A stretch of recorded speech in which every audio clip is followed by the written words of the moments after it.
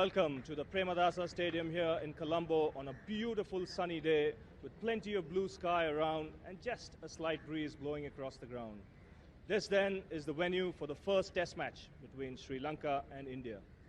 The Sri Lankans of late have been unbeatable in the one-day version of the game where of course they are the world champions. But this is the real stuff. This is 5-day test match cricket and the Sri Lankans would like to improve on their previous record. As far as the Indians are concerned, well, they took a hammering in the recently concluded Asia Cup and they'd like to come out and settle a score. Talking about settling a score, the pitch will play an all-important role. So let's go out to the centre now and join that great Australian batsman of the past, Greg Chappell, who's ready with his pitch report. Thank you, Ravi. Yes, the pitch is going to be very important here today. What we've got is a very hard and level surface, but not a great deal of grass on the pitch here at Premadasa Stadium this morning. I think what we're going to see is a pitch without a great deal of bounce and without a great deal of pace. So it's going to be hard work for the bowlers, particularly once the shine has gone off the ball. And as the game goes on, the spinners are going to get a little bit of turn. But it's going to be a test match for the batsmen, but they're going to have to be patient. It's going to be a low, slow pitch. I would say under the conditions, a very hot and humid day, that the captain who wins the toss today is going to want to bat first. So Greg Chappell there telling us what he thinks about the pitch.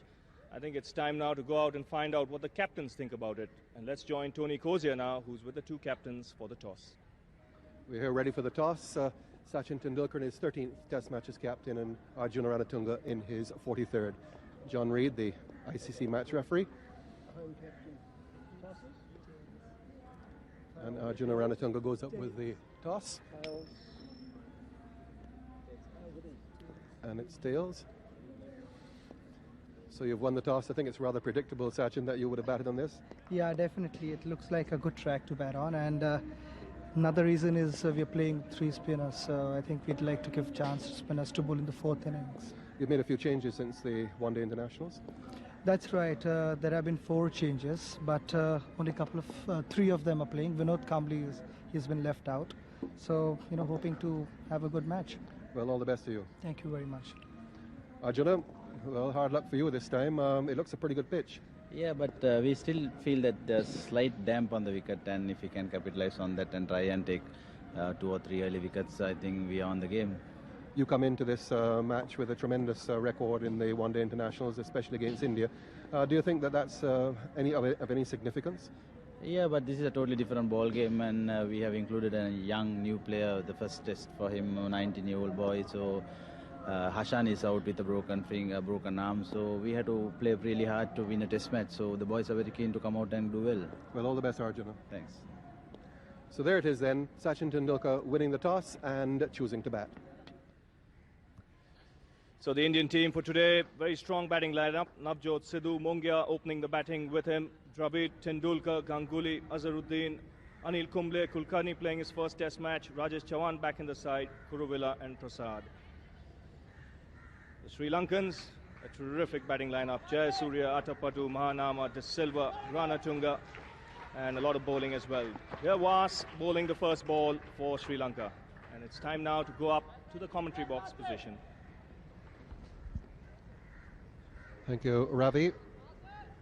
And the Indian opening batsman. There's Nayan Mongia, the wicketkeeper.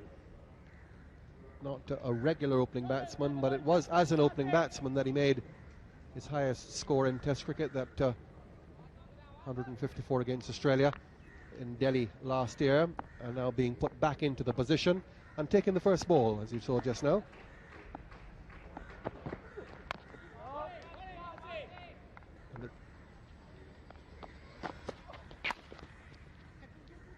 So India on the way with 2 runs here to Sidhu.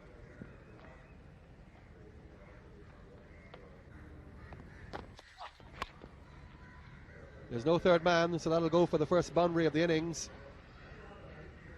Just stared down between third slip and gully, and Sidhu just easily picking that up for 4. That shot really showing how well this pitch is playing. The ball coming on, a little bit of bounce as well.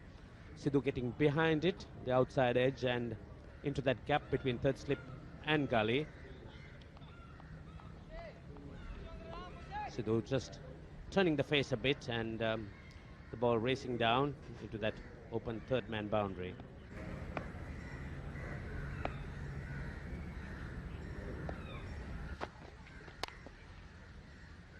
Sliced away past Gully, really hit that one pretty hard. May not have gone exactly where he wanted in terms of points on the compass, but it certainly went to the boundary, and that's where he wanted it. So Sidhu's second boundary. Sidhu continuing getting a thick edge that time. A lot of bat, and as a result of it, the ball going wide of third slip.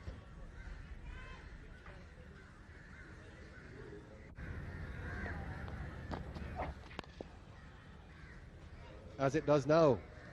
Lovely shot off the legs, goes all the way, so that's his third boundary.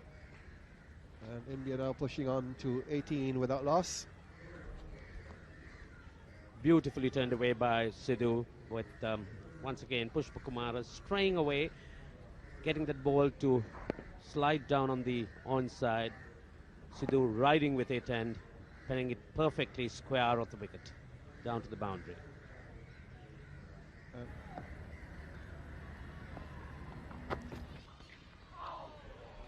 And straight away, when he pitches it up, gets a little bit of movement. That's what he should be looking to do. On a hot, humid morning, there may be a bit of movement in the air. Keep it right up there. See him making Sidhu fetch at that one. So Was has the ability to take the ball away from the right-hander. And on this wicket, that's what he should be looking to do.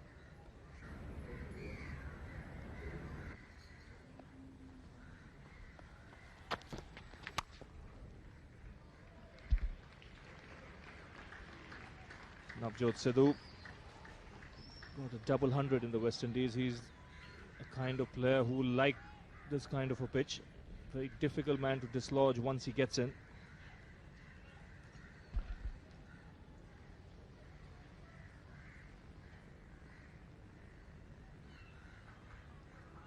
A try for short on that occasion, giving Sidhu enough room. Good bit of fielding by skipper Ranatunga, getting down quickly. Yes, he's a specialist in that gully position. Even though he's a big man, he anticipates shots very well.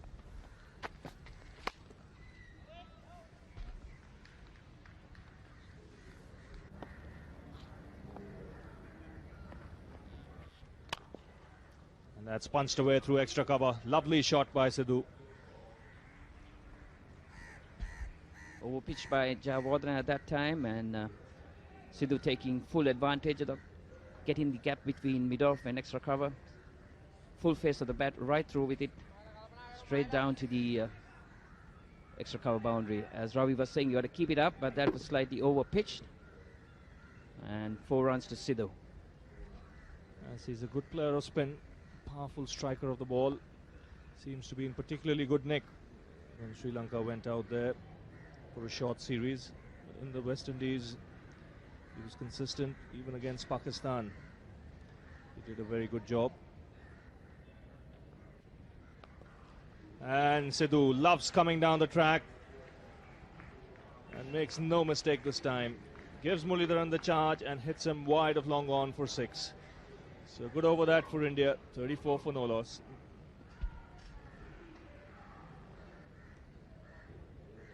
So this is the shot from Sidhu in the last over. Sidhu, who takes the attack onto Muralidharan, loves coming down the wicket, charging him, getting right on top of it, and over the long on area for 6. Confident stroke. So he's on the attack straight away with Muralidharan. Yes, if Muralidharan continues to have men in the circle, Sidhu is going to take his chances. He backs himself when he wants to play the ball in the air over the infield.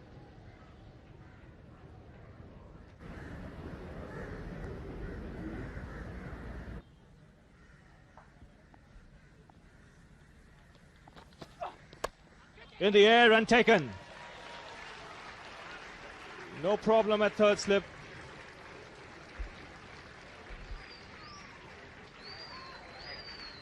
Mahela Jayawardene there making absolutely no mistake.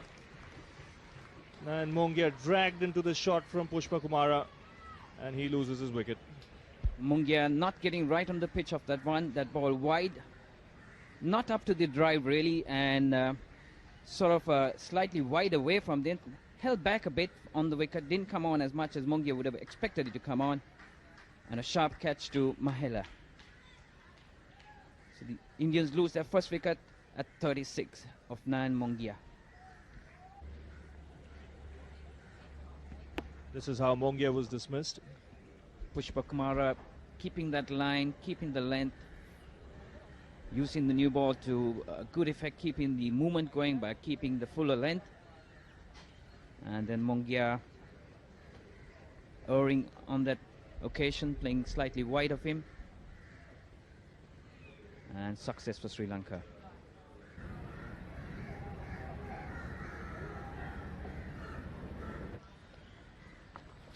This time he's down the ground and he's decided to go over the offside, and that's good, intelligent batting from Sidhu. He's not going to be dictated to. He's going to take it to Muralitharan, and that's 4 more to finish the over. India 46 for 1.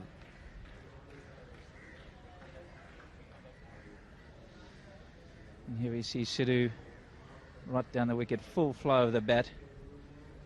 And there's a man out on the onside, 2 in fact, and he's gone over the offside. So, as Greg said, good intelligent batting, just 6 off the over, and that was it. There's one of the first aggressive shots we've seen against Pushpa Kumara for a while. Sidhu strokes it away on the offside. Yes, just a little bit too short from Pushpa Kumara. And this shot will bring up the 50. Just short and wide, and Sidhu plenty of time. Not really great footwork. He didn't get the back foot across, but it's slow enough, and he's seeing it well enough to squeeze it through the offside. India 51 for 1.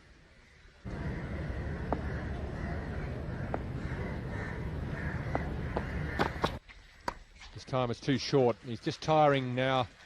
Pushpa Kumara just straining to get the ball on the right line, trying to bowl a bit quicker, and that's where he's making his error. He's really mixed up his line and his length this over. I think what we're going to see is basically pretty short spells from the fast bowlers. It really is quite hot and draining with the humidity here, and I think Pushpa Kumara has perhaps been used for one too many. Yes, I think we'll see this one just an attempted bounce that really didn't get up. I think he is tired, and I understand Arjuna Ranatunga trying to get as much out of the new ball as he can, but on this particular occasion, you're probably right, Greg, 1 over too many.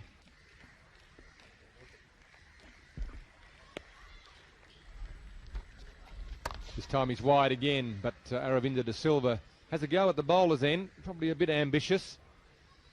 Prevents any run, but I don't think Dravid was backing up that far that there was any great encouragement to throw the stumps down. Again, we see this one not really timed, hit into the ground and straight to Aravinda. Well, I really can't see the sense in that. If it hit the wickets, it would have been 2 runs.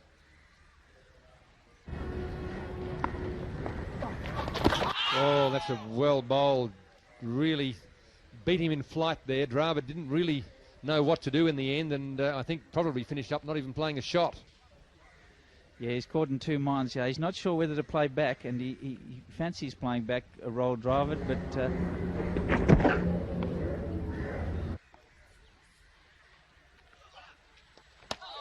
oh, that's beautifully bowled. That indeed was a very good delivery by Jayanta De Silva. Nice flight and imparting a great deal of spin, bringing the batsman forward and spinning away from him. Not able to smother it. So that's the type of spin that Jayanta De Silva is capable of imparting.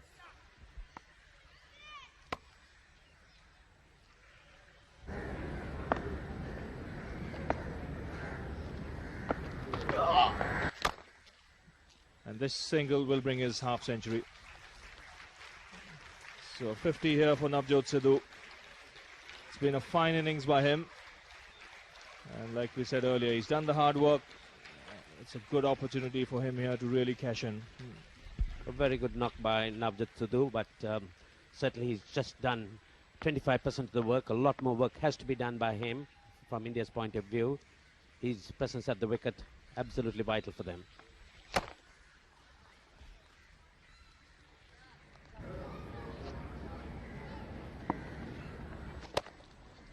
And this is taken on the full by Rahul Dravid and dispatched wide of mid-on for a boundary.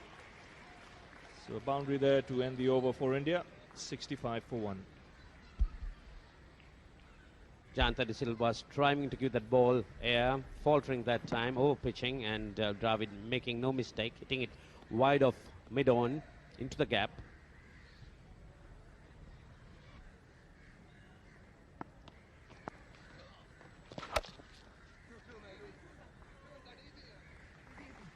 He'll look for 2 here, Dravid, and get it comfortably. It's 70 for 1.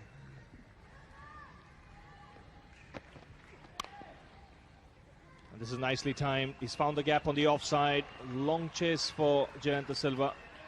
But the ball beats him to the boundary rope. Beautifully stroked by Sidhu. Just a little bit of width, and Sidhu leaning into it, playing it into the gap, giving the fielder no chance whatsoever. Very nicely caressed into the gap. Yes, he's not trying to hit it too hard. He's hit it on the up. Just timed it nicely. A good thing for Sidhu there. He got the placement right.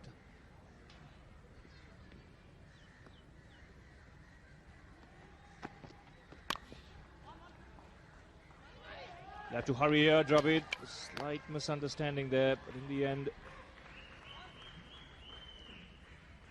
makes the single comfortably.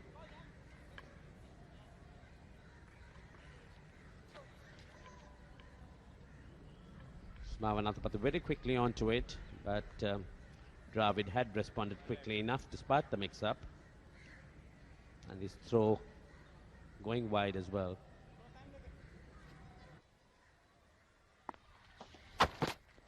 Short one this time. Doesn't get onto it. Dravid tried to hit it away in front of square leg, but again the pace showing that it's not that easy for the batsman either. Yes, that ball didn't sit up as much as Dravid expected it to. I'll have to take that back a bit. Did rush on him though. If the bowler can get the ball to perhaps drop and spin, he looks a little bit loose when he's doing it, but he tends to get there and hit the ball in the middle of the bat most of the time. This time he's back and short, and that's what the fielder is out there for. I'm not sure he's going to be able to cut it off though. So he's in no man's land really. That's right, Gray. Silva dropping short there, enough time for the batsman to pick his spot and go through with it. Jayasuriya, who was in a position not being able to cut the anything played on either side of him because he's halfway and the halfway mark, and that brings 4 to Dravid. Short, enough time to pick his spot. This wicket really taking a toll on the bowling if they don't really keep the mark. Oh, good start, Silly.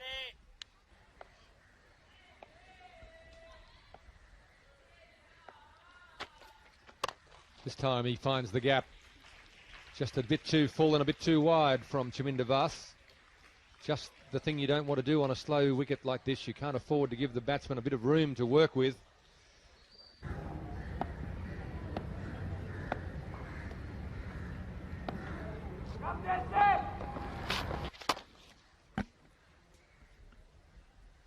Sidhu takes the challenge. He doesn't mind coming down the wicket to the spinners. We saw him hit 2 or 3 balls over the infield before lunch, but that prompted Arjuna Ranatunga to drop the field back to a deep mid-on, and a deep mid-off went back to Muralitharan's bowling.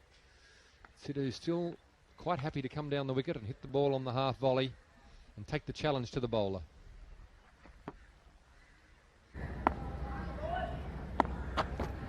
Now he tries a short one, but this time the pace, the lack of it, allows Dravid to hit the ball in front of square leg. He didn't really time it.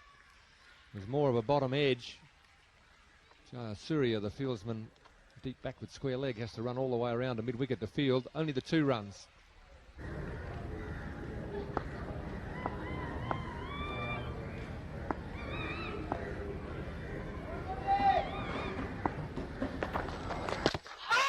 Well, there's an appeal. There seemed to be a double noise, but I think you'll find that the bat hit the back of the pad and then the ball would have hit the front of the pad. Umpire Steve Randall is pretty experienced. Raul Dravid, though, may have just had a moment where he was a little bit worried. Yes, but he didn't commit himself to that stroke. He pushed his pad there. It's right through the pad, but there was a double noise. On the way back, wonder if it touched.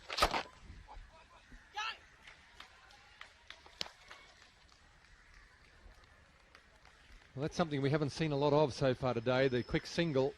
I really think as it brings up the 100 for India, I really think they've got to push the ball around a lot more and try and work the ball into the gaps and pick up the singles.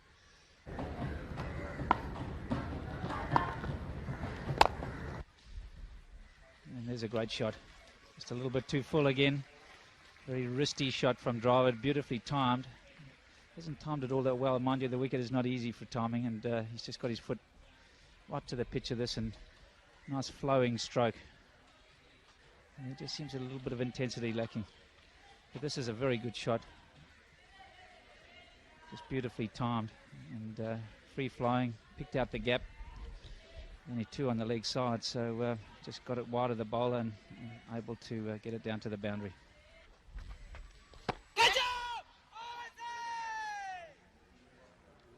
With those close fielders in, you're going to get a lot of appealing, as we have had already, when the ball is turning. A lot of bat and pad stuff. How close is the bat to the pad?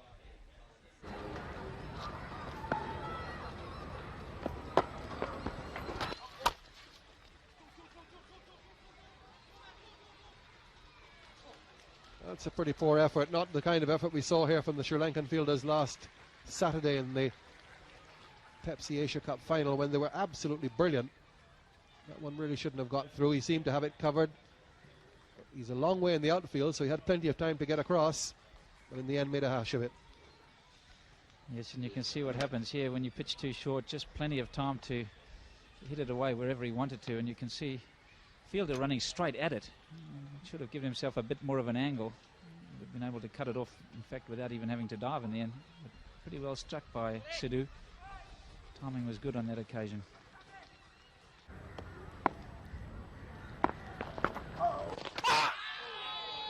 That is beautifully bowled. Just turned a little bit too much, that's all. That is a magnificent delivery. Been flighting them up, drawing the batsman forward. Dravid not prepared to play a shot, and this one just pushed through very quickly, swinging in. In fact, very hard to tell how that missed the stumps. Down he comes, not quite to the pitch. So Barry reading it pretty well spot on there. This is the thing with Sidhu, he doesn't like to be contained by the off-spin bowlers. Just feels that he can charge them at any time, hit them over the top.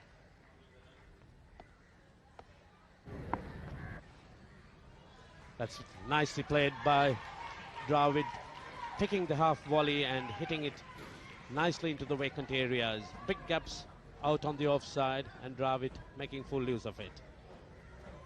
Well, that shows the importance of picking up the singles and rotating the strike, because that puts the pressure back on the bowlers, and then the frustration level can grow for the bowlers, and that's when they slightly over pitch or bowl one a bit too wide. And Dravid really quickly onto that. He's a fine player. I like the style of the young man. He plays the spin as well, he plays the quick bowl as well, and he's always prepared to play his shots.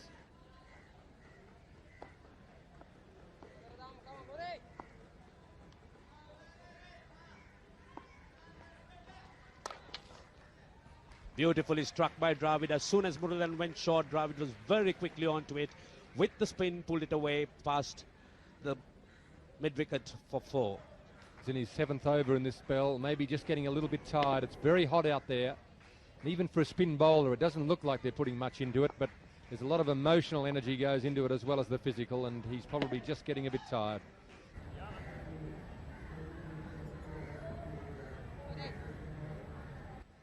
Mid-on, backward square leg and a deep fine leg. Basically the field for Pushpak Amara, and he'll be bowling to Sidhu. Oh, nicely driven by Sidhu on the offside.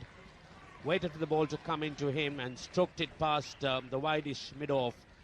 So 4 good runs for Sidhu. Well, the run's starting to flow quite freely now for India, and this will be a worry for Arjuna Ranatunga. He knows that the quick bowlers are not going to get much joy now that the shine and the hardness has gone out of the ball. It's a fairly straight delivery, a bit of a loosener from Pushpakumara, and just full enough for Sidhu to be able to drive with the full flow of the bat. And he really is blossoming now as he moves along to 84. Nicely played on the onside by Sidhu into the gap, picking up 2 for his trouble. So the Indians picking up runs at ease. Pushpakumara straying on the onside.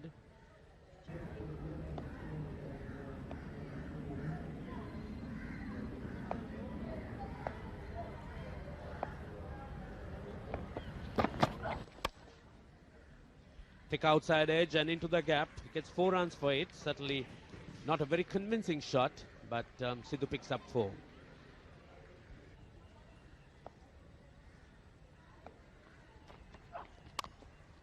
Nicely cut by Sidhu. Beats the fielder at point and the ball running down to the boundary. So it's 4 more runs to India, bringing India up to 144 for 1 at the end of the over.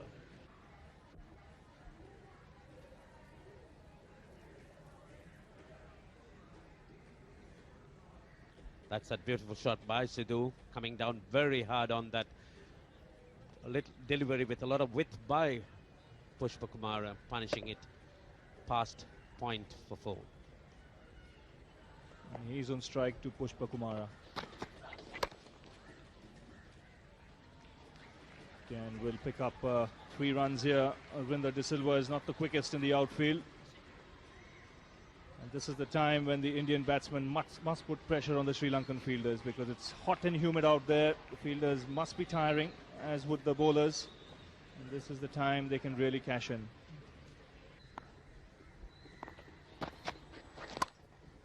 And whipped away off his pads. Runs for the taking once Pushpakumara bowls in that direction. This will just cross the boundary line. So boundary to end the over. India 154 for 1. And Mundas, there's enough turn there to concern the batsman. Well, down the track comes Sidhu, and this should be it. A single to long off, bringing up his 100. A fine knock by the Indian opener. And India 155 for 1.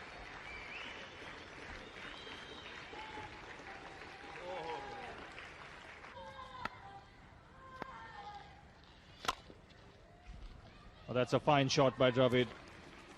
He's got his foot out there, right to the pitch of the ball, and found the gap in the offside.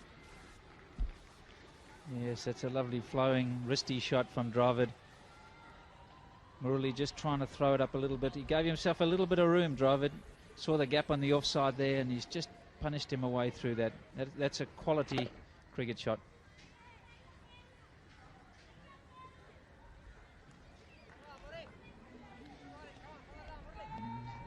You won't see it played much better than that. Straight off the middle and beautifully timed into the gap. So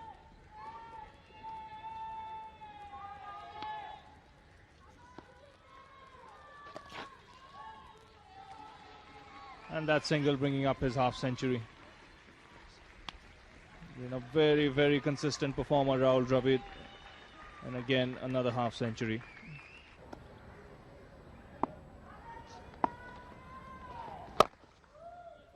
And that smashed off the back foot. This will be the second boundary of the over for Dravid. Track like this one, he's just got plenty of time to rock back, pick out his spot. And the 2 short infielders, no chance of stopping that one. You see, it's just short enough. Nice acrobatic display to get out the way. And just as well he did too, because that was very well struck.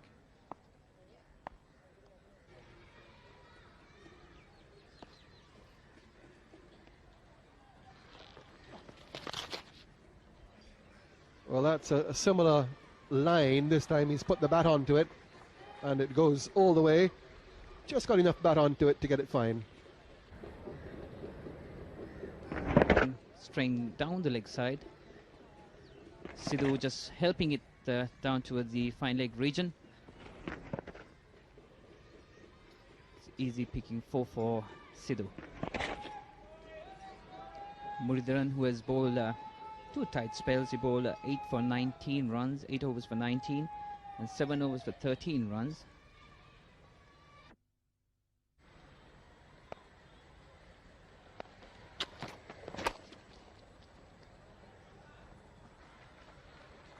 Pick the gap on the leg side, not a strong leg side field, the emphasis mainly on the offside. So a couple more there for Sidhu.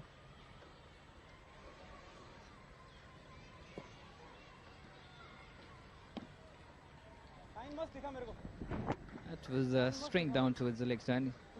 He just rolled his wrist round and placed it right between the 2 fielders, and 2 runs without a problem. So Sidhu is in a lot of comfort there. He's not being perturbed by much of the bowling at all.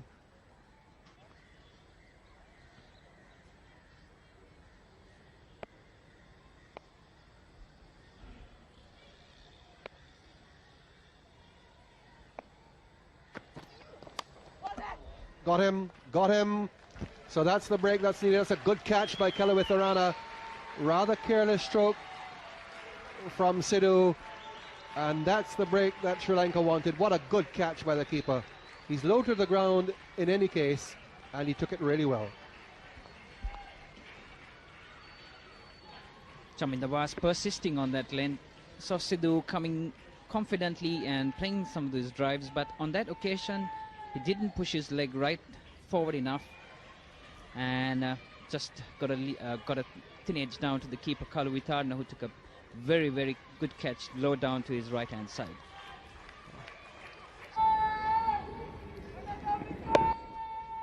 Was kept persisting on that. We saw a bit of movement for him earlier on away from the right hander, and on that occasion it did leave him, and Sidhu kept going through with the shot, standing on one position, did not really moving his foot forward, and paid the penalty.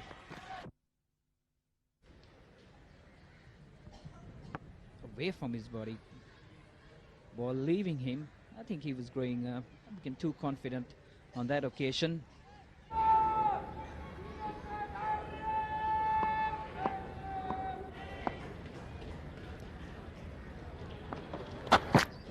Usually associate with Sachin Tendulkar, but that's the kind of shot you usually associate with him as he gets off the mark. The ball will just beat the fielder to the boundary.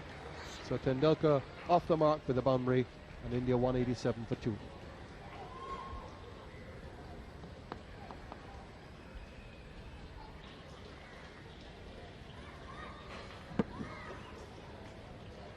Vasu's been keeping the ball up, on that occasion over pitching it slightly. Tendulkar getting over it and rolling it down, guiding it down towards the mid-wicket region for 4.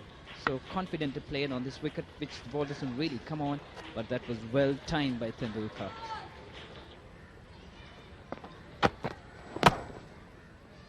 He'll get 4 more here. So he started off with 2 boundaries of Vas. So with Sri Lankans settling for a defensive field, just 1 slip, a lot of vacant spaces in that slip region. Tendulkar getting away with that outside edge. Sri Lankans should be looking in terms of attacking Tendulkar. Tendulkar still the new batsman.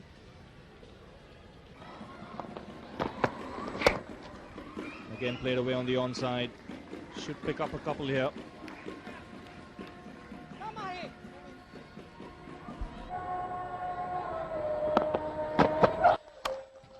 Oh, that's a glorious shot. Possibly the shot of the day.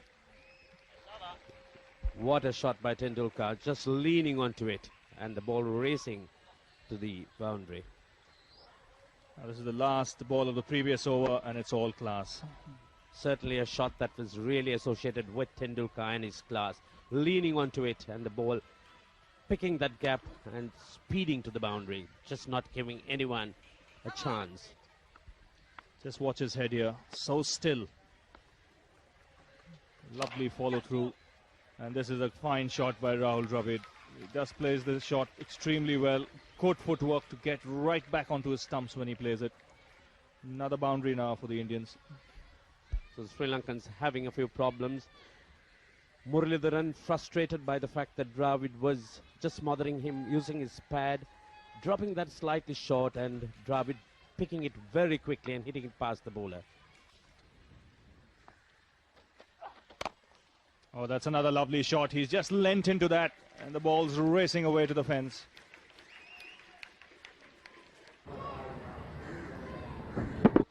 Just see that elbow high as ever. Well, looking him play this shot, you won't say he's in bad nick. Look how far forward that front foot comes when he plays it. Look at the front foot here now. It's a big stride forward.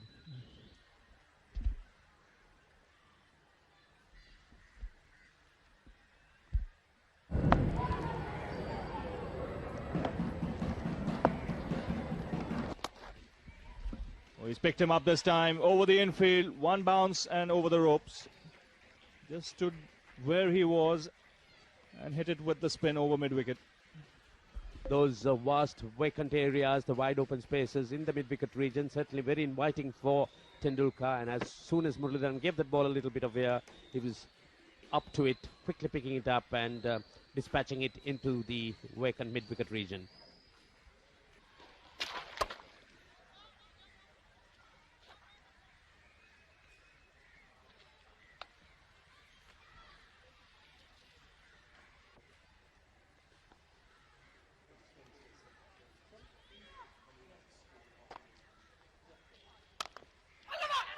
In the air, what a way to go.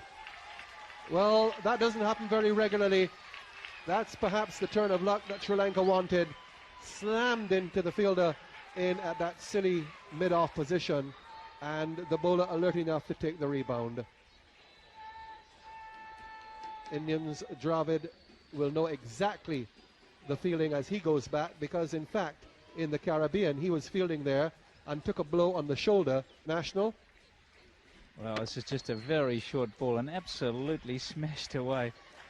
You'd have to be very, very unlucky to get out like that. And Rahul Dravid shows just how unlucky he feels he was, and he certainly was. He played a great hand, played quite beautifully with Sidhu, set up the platform, and India now 230 for 3. Very unlucky indeed. Mohammad Azharuddin has come in. Dravid hitting that ball into the body of the silly point fielder Marvin Atupatu, and Jayasuriya taking the return catch. Now, I mentioned that the same thing happened when Dravid was in that position in a one-day international against the West Indies when India were there. He was fielding close under the bat. Courtney Brown, the wicketkeeper, hit the ball onto Dravid's shoulder, and Kumble took the return catch. So Dravid will know how it feels now to be out in that way.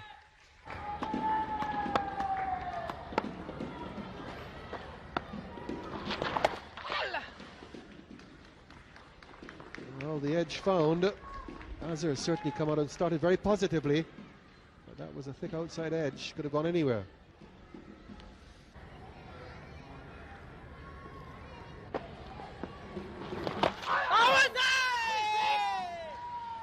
Well, certainly beaten there.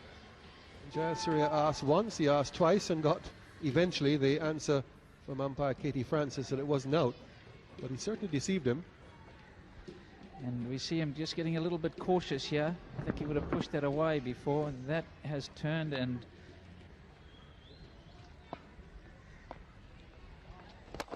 down the track, and he smashed that past mid-off. It was in the air, but no chance for that man.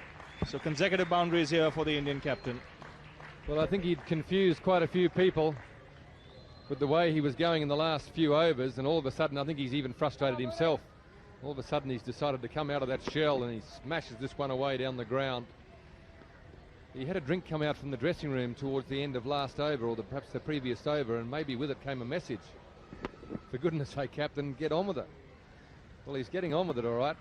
The silly thing was that the way he was going before he went back into his shell, he could have been 65, 70 not out tonight and really have this game firmly in grasp. And Tendulkar this time off the front foot. He's timed this even better. This will go all the way to the boundary rope. So good over this for the Indians so far. We looked at Navjot Sidhu's batting chart earlier in the day when he'd been batting for quite a long time. We noticed that very few shots had been scored in the mid-wicket area. And again, it's the shot of a class player. We've had an engrossing contest. Oh, that's a lovely piece of timing. A lovely shot to bring up his 50. Another boundary here to Tendulkar. And he's looking dangerous. Well, it hasn't been easy for batsmen, but you've got to think of the bowlers as well. There's not much margin for error on a slowish wicket. The 10th boundary in his 50. That's a high percentage of boundaries. He doesn't really get this one in the middle of the bat. Just a little bit on the low side, but he's still placed it so well and the timing impeccable. He really is a class player.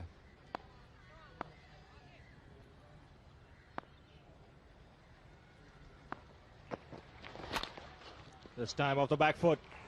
This will be another boundary. Third of the over. And Tendulkar here suddenly scoring runs in a hurry. Well, this little session can take the day right away from Sri Lanka. They've toiled manfully. Have a look at that. 3-4-0-4-4. All the boundaries coming to this man. And he gets boundaries easily. It's not a particularly bad ball, but he's very quickly into position, and the timing and placement, quite incredible.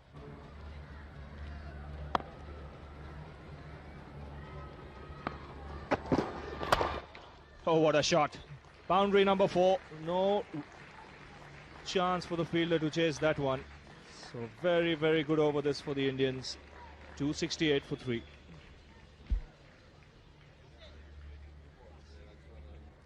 The final ball of the last over. We have a look at Sachin Tendulkar's 4th boundary for that over. It wasn't a particularly bad over from Chaminda Vaas. Just slightly over pitched on that occasion. Slightly wide on one other occasion. Probably one bad ball out of the lot. But such a good player. You can't afford to be slightly over pitched or slightly wide. Just give him a little bit of room, and that's the damage he can do.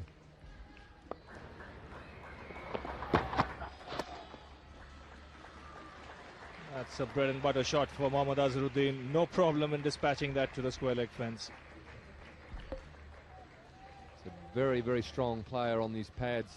Whether it's pitched up or short, he can work it away with ease. And the thing is, a player of his class doesn't have to try and compete with a player like Sachin Tendulkar, because if he gets bad balls, he'll put them away as well. So this last 20 minutes has been quite brutal for Sri Lanka.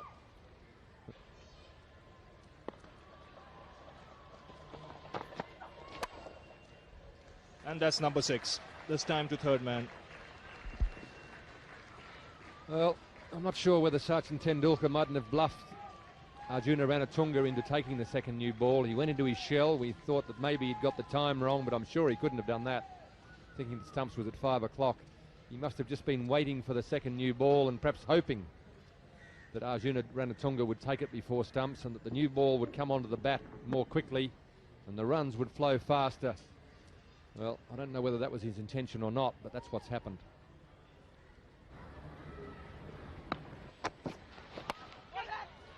That's in the air. That really surprised Tendulkar. He'll get a boundary for this.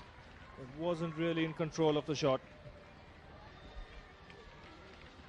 And this ball bouncing rather unusually from just short of a length. Finished up getting the shoulder of the bat. Even with a regulation gully fieldsman, it probably wouldn't have gone anywhere near the catching fieldsman in that position. The ball racing away to the boundary, but an unconvincing shot there from Tendulkar. A good delivery.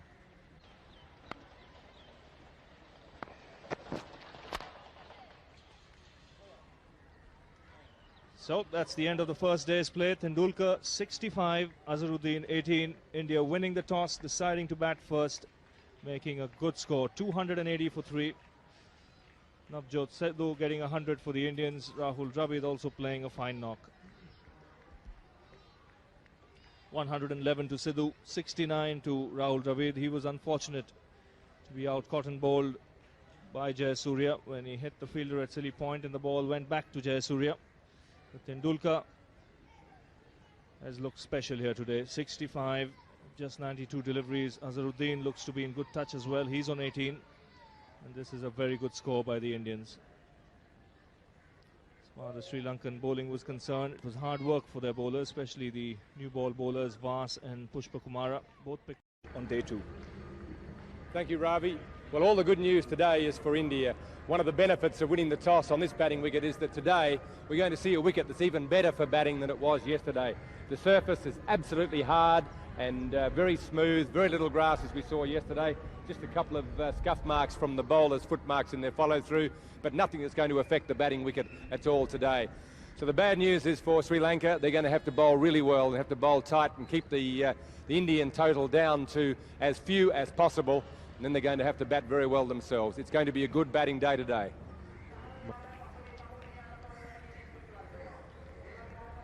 And here's the first ball. It's Pushpa Kumara.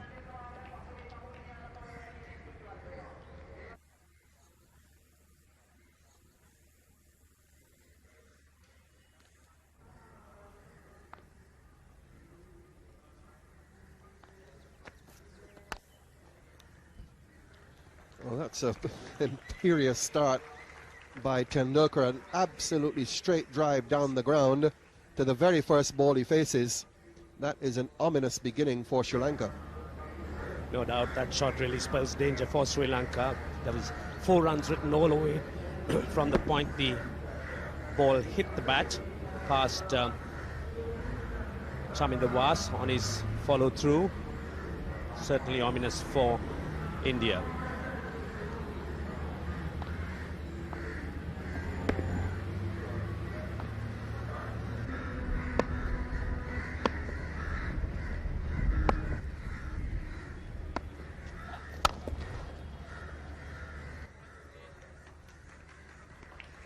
They'll pick up 2 here and perhaps look for a third.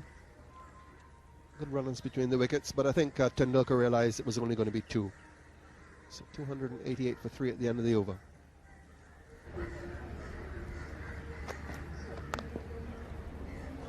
That's too wide. And Tendulkar so quick to put away the bad ball. Found the gap, came to the middle of the bat. 4 runs, his 15th 4. There's no stopping Tendulkar with deliveries like that. A lot of width. He sways his hands away and carves it past point. It's no problem at all. 4 runs written all over it. Chaminda Vas, unlike Pushpa Kumara, certainly not himself. Well bowled. A good counter from Chaminda Vas. We saw him yesterday surprise Tendulkar with a ball like that. This one was on the body, and that was very well bowled.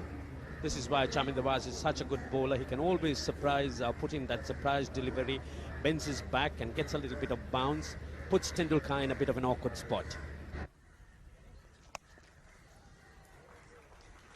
Very well struck. Pushpa Kumara pounding the ball in, but its line wasn't good. It was down the leg side. Needed it to be much closer to the body. Another 4 for Tendulkar. The bouncer could be a good delivery, but if it's a little bit too short, one can get punished severely by players like Tendulkar. That time, Pushpa Kumara straying down the leg side. Tendulkar very much in position and hitting it past the fine leg for 4. And there are 2 men out there, so he bisected them. There's the hook shot. There's one fine, there's one just backward of square. And he found the gap between them.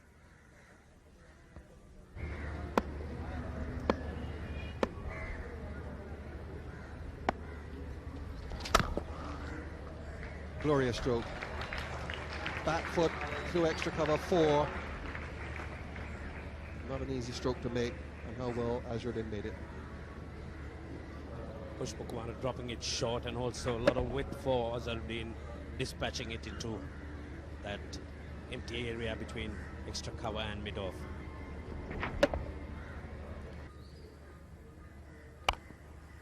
And driven through extra cover. Not timed it as well as he would have liked, but he still pick up a couple of runs here. Tendulkar not really timing that. He's got 16 boundaries so far and shown the class that he's made of.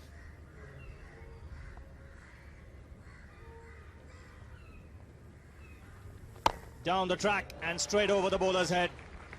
One bounce over the rope. So in a really attacking mood here, Tendulkar. Again, very good use of his feet. So Tendulkar, from the time he got in, has been in a very positive state of mind. The wicket that was a bit slow did not bother him at all. His timing has been perfect, and on that occasion, right through with it and time it beautifully. Just one bounce and for a boundary. And he's blazed this through the offside. Another boundary for the former India captain. Bowling on a wicket like this, you cannot much, but when you have two class batsmen of Tendulkar and Azharuddin, you got to be even more careful. And that was a free hit for Azharuddin.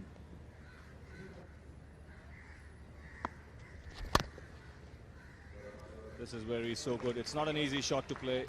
He's flicked that from middle and off stump through the onside. Strong wristy player that Azharuddin is. Looked very easy, but that's the class he has. And a little lucky there, Azharuddin, getting the inner edge, just missing the stumps, getting a boundary as well. So nothing going right for Sri Lanka here.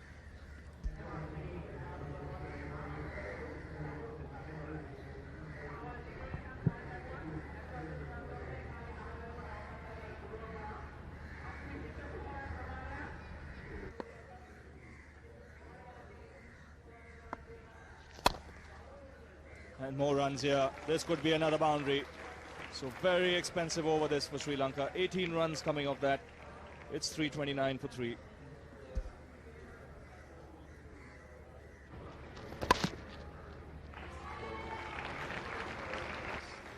So that's 50 for Mohammad Azharuddin. He's been in good nick on the store of Sri Lanka. 2 scores of 80 in the Asia Cup just concluded, and now again another 50. So bowling change here. Jayanta Silva now being introduced into the attack. Starting by bowling over the wicket. Way off line here. Beats the keeper as well. So 2 byes. And very lucky, Saleh, on that occasion that the ball didn't hit the helmet. That's right. That's quite frustrating for the skipper to see his frontline left-arm spinner stuff bowling wide, way off. And that was close, and immediately Kalu Vitarna after that ball went and shifted the helmet by another foot. Much, he's on 98, so anything outside off stump will probably bring him his 100. There it goes. It should come back for 2. Azharuddin will make it. There's his 12th Test century. It's his 3rd one against Sri Lanka, and coming against the tide. He's been out of form in recent times, but he looked to be a man in very strong form yesterday when he came to the wicket, and that's a very fine 100 from the Indian captain. Yes, a bit of slack fielding gave him that additional opportunity, and then Murali just throwing this one up, and Sachin Tendulkar, quality player, just easing it into the gap. You can see him just opening the face, pushing it wide of mid-off, enabling him to get 2 in his 12th 100.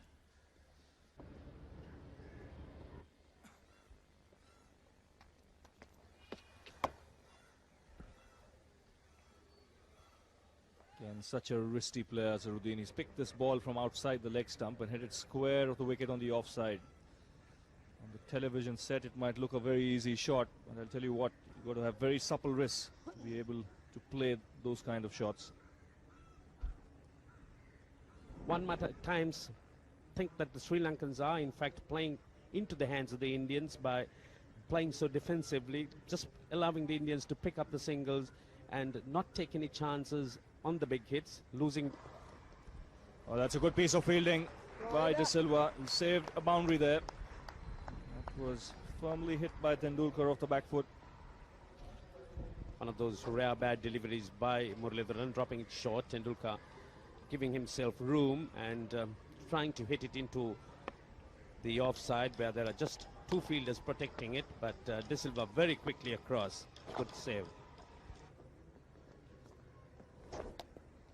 And pulled away by Tendulkar. Couple of runs for him. Chaman Lavas does the fielding in the deep.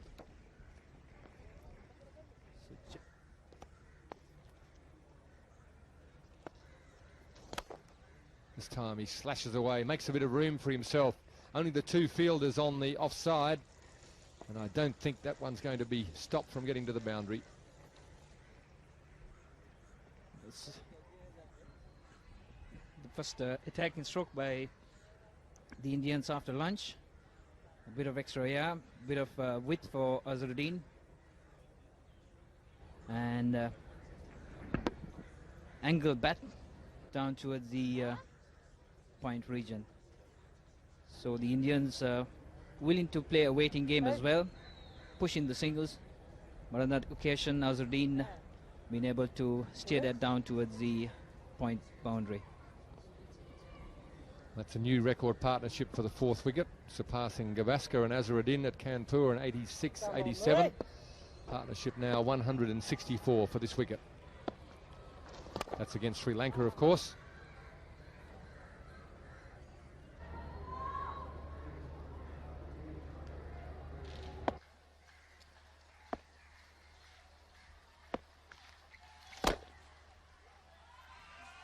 And he's likely to get his first boundary for some time. So Sachin Tendulkar finally just breaking the shackles, allowing himself a little bit of freedom to put away a half volley. Yes, and we see the ball just given that much more flight, and Tendulkar, you couldn't play it much better than that. Beautifully through the ball. You can see the bat just flowing straight through. Beautifully placed. His first boundary since he's got his 100. Flighted delivery, even though it just turned a little bit, it was that full. He was able to get his foot right to the pitch of the ball and hit straight through it.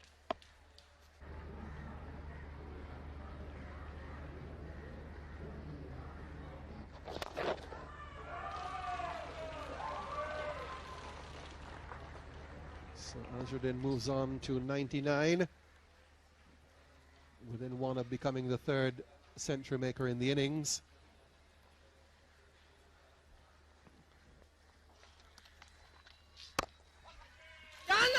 Have to hurry, and if that ball had hit the stumps, it would have been Azharuddin run out 99. Instead, it's Mohammad Azharuddin not out 100, his 18th Test 100.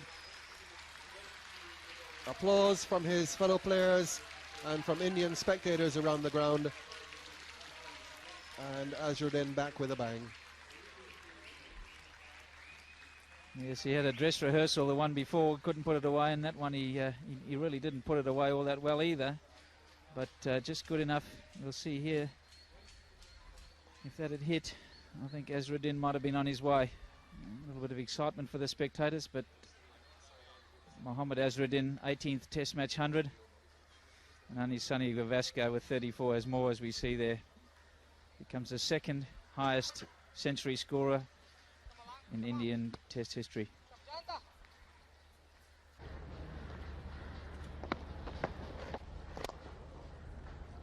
That was beautifully struck by Sachin Tendulkar, giving himself a little bit of room. Jayant De Silva flighting that ball slightly, realizing that Sachin Tendulkar was not coming out, but Sachin Tendulkar equal to the task, picking that open space and hitting it for 4. I think we're likely to see a little bit more of this action now from the Indian batsmen. The total on 444. Both batsmen well set and past their 100. I think they might take the odd risk now and look to try and hit inside out, as Sachin Tendulkar did on that occasion. Takes him to 137, and 20 of them are boundary 4s. So once again, Sachin Tendulkar, that time with Jayant De Silva dropping it short. Sachin Tendulkar going back on the back foot, punching it over mid-on for 4. So end of the over, India 448 for 3.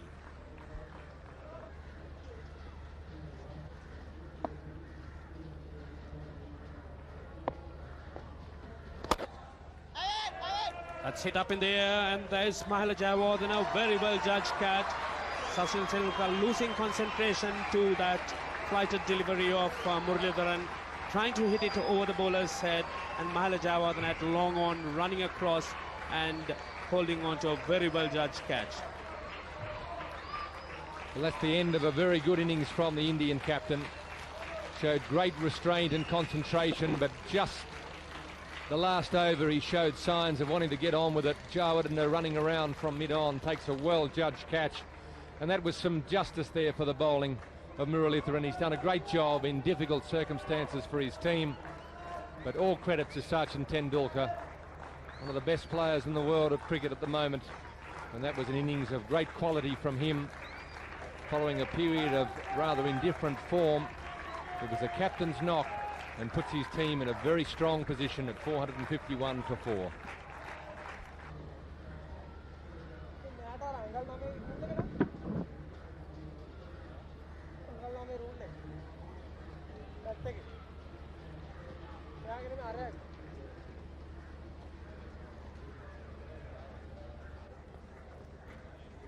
So the new batsman in at the fall of the 4th wicket, Sourav Ganguly, the left-handed Ganguly. It has been a long wait for him.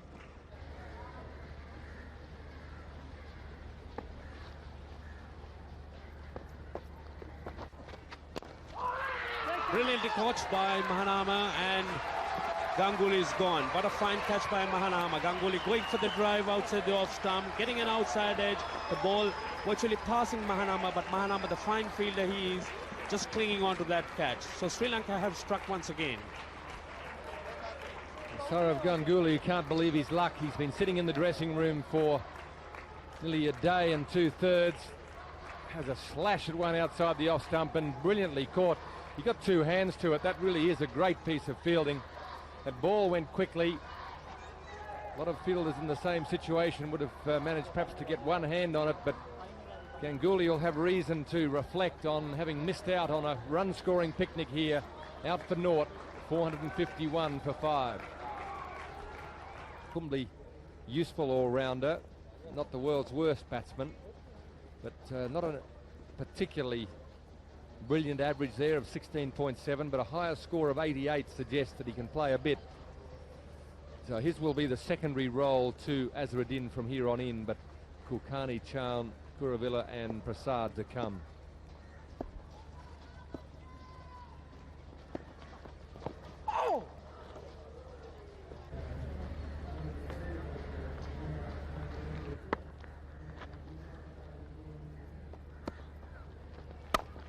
Very nicely played by Azharuddin, giving himself room and hitting it fast, point for 4. The ball racing down, hitting the pickets.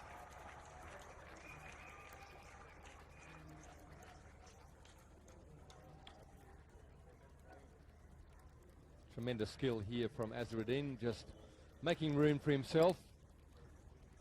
Fairly flat delivery, wide of off stump, just gives him enough room to free the arms and flail the ball away square of the wicket.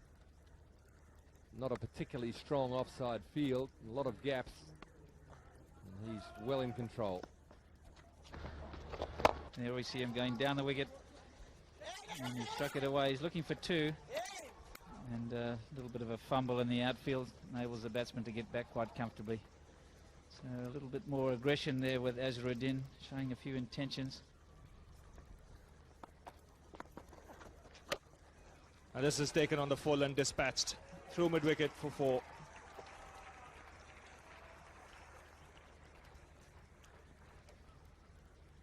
Yes, Jayasuriya looking to try and toss that one up a little bit higher, trying to get a bit more purchase, but in the end just managing to get it up there on the full, and Azharuddin, his eyes in, he's seeing the ball pretty well. Took full toll of that. Tried to bowl a slower ball there and didn't really follow through.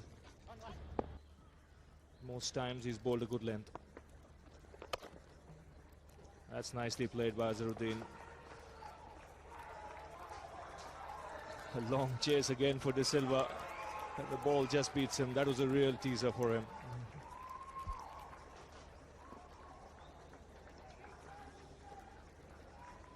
Yes, one of the few deliveries just a bit too short, giving Azza plenty of time to get back and just angle beautifully. He does use those wrists beautifully.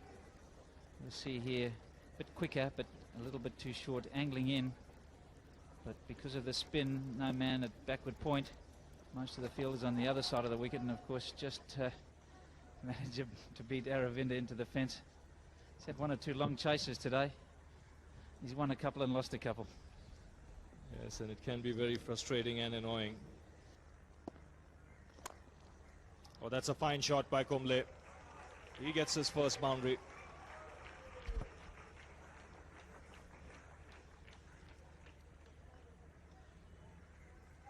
That really is a quality shot. Tossed up wide, trying to induce the drive, but Kumble equal to the toss. Didn't quite get his foot to it, but a nice free flow of the bat.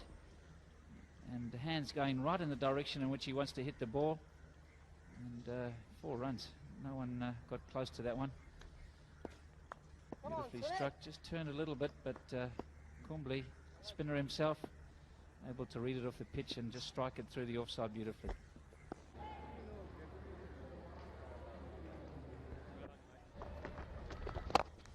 And good catch. First ball after tee, and Murali hangs on to the drive from Azharuddin. He is such a good catcher, and that one was flying to him, and he grabbed it with no difficulty at all. So Azharuddin's innings, the 3rd century maker for India, ended first ball after tee. So intentions clear from the Indians. They were trying to get on with it. Very first ball, Azharuddin dragged it onto that one. Murali holding that back a bit of flight, and a sharp return to Murali, which he clung on to. So 479 for 6 as Azharuddin goes for 126.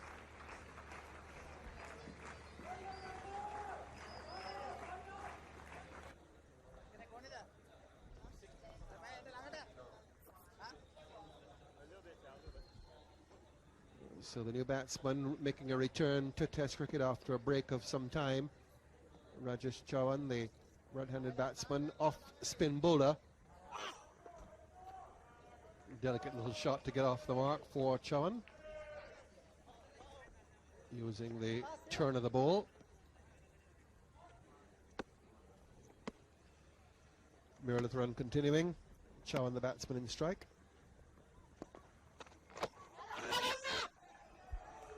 Did he get under it? Well, he might have well done, but couldn't hold on. Just a little top edge. Ball maybe not quite carrying. But Chauhan does seem a candidate for that kind of dismissal. He's swept in almost everything he's faced so far. So slap that down towards getting the top edge. Full. Mahanama, one of the best catchers in the country. Not be able to just get there. Oh, he's living dangerously. There's another one. Now that's virtually impossible when a batsman just flicks it off the legs. It's got to stick in your clothing. We saw that happen in the Test match in the Ashes series, where he has to stick. So down the wicket he goes, and that's another boundary. So this certainly is what the Indians would have wanted from their late order batsman. I'm sure skipper Ranatunga would look to change his options now. He's got to be looking to take the wickets. Chauhan being the aggressor on these last 2 occasions. Not frightened to come down. Very useful runs for India. And as you say, they'll be ready to go as soon as they're let loose. Down towards the boundary, buys again. Difficult bowler Muralitharan to keep to. He turns very big. Often the keeper is having to take him way down the leg side, moving with the batsman's body in front of him.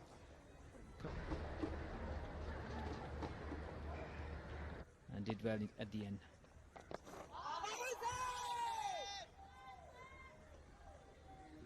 Now, I think they were keen on that because it might just have struck him on the full.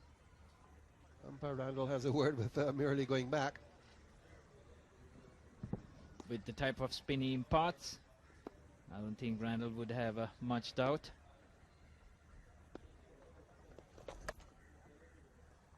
That's a good shot by Chauhan. Made room, the ball came back in, tracked him down, but he's found enough room to run the ball down towards third man and get a boundary. So very useful runs for India from the late order, pushing the total over to 503 for 6. That's a psychological factor for the Indians. They're going to be always, when you're sharing at 500 runs, that's 500 runs on the board for you. But just concentrating, bowling over the wicket. Again, he's given the charge and he's timed this extremely well. That is a very good hit from Rajesh Chauhan. Rajesh Chauhan displaying that he's turning out to be a very useful all-rounder that time. Once again, using his Janta D'Silva, going full and picking that shot very, very well. Rajesh Chauhan hitting it right over the boundary line. This is a good, clean hit.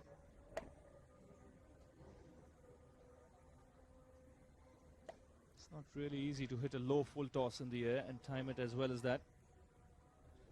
And hit it that far. A loud shout here, but the ball's turning so much. It's very difficult for the umpire to give a leg before decision in favor of the bowler. Rajesh Chauhan stretching to the utmost. Probably being hit outside of stump.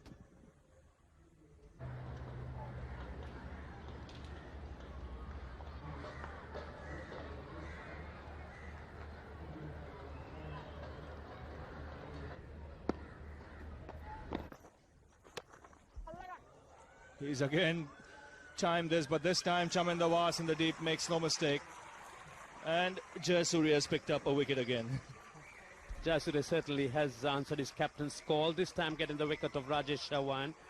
Holding that ball a little bit, pitching it on about middle and leg stump, or middle leg stump, getting Chauhan to go for the sweep, but Chauhan playing slightly early, bowling out to Chaminda Was, who clings on to a well-judged catch. So India lose their 7th wicket for 516.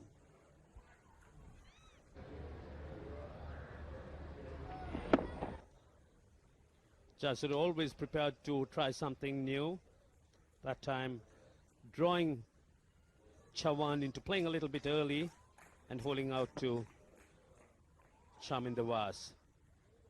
Takes a well-judged catch. So a promotion here for Abhi Kuruvilla. He comes out at the fall of Rajesh Chauhan's wicket, caught on the boundary by Chaminda Was of Sanat Jayasuriya. Well, he's still hungry. He's looking for number 4. There is an opportunity for him here because the batsmen are going to take chances. Indians would like to declare overnight.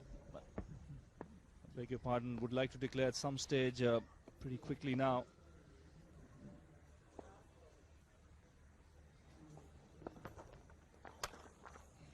And nicely timed by Kumble off the back foot. This will reach the boundary. That was indeed a pretty looking shot by Kumble. Oh, this is a big hit by Kuruvilla. He's got stuck into that one and cleared the mid-wicket boundary quite comfortably. That really was a fine hit by the big man Kuruvilla. Certainly got stuck into that one. Muralidharan sensing that Kuruvilla might be, but Kuruvilla equal to the task, picking that one with the meat of his bat. That's why he's been sent ahead of Venkatesh Prasad here. He's got 24 here.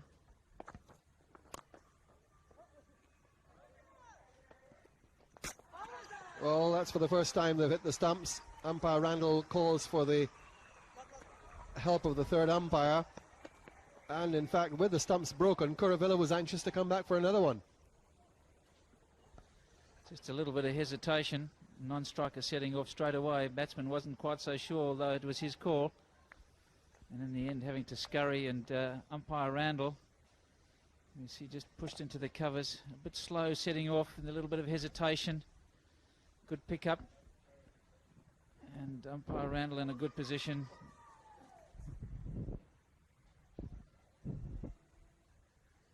Well, this is going to be a very tight one. Might have to look at that once or twice for the third umpire to make a decision. Nice bounce, just bounced up into the hand. Good setup for the throw, and well,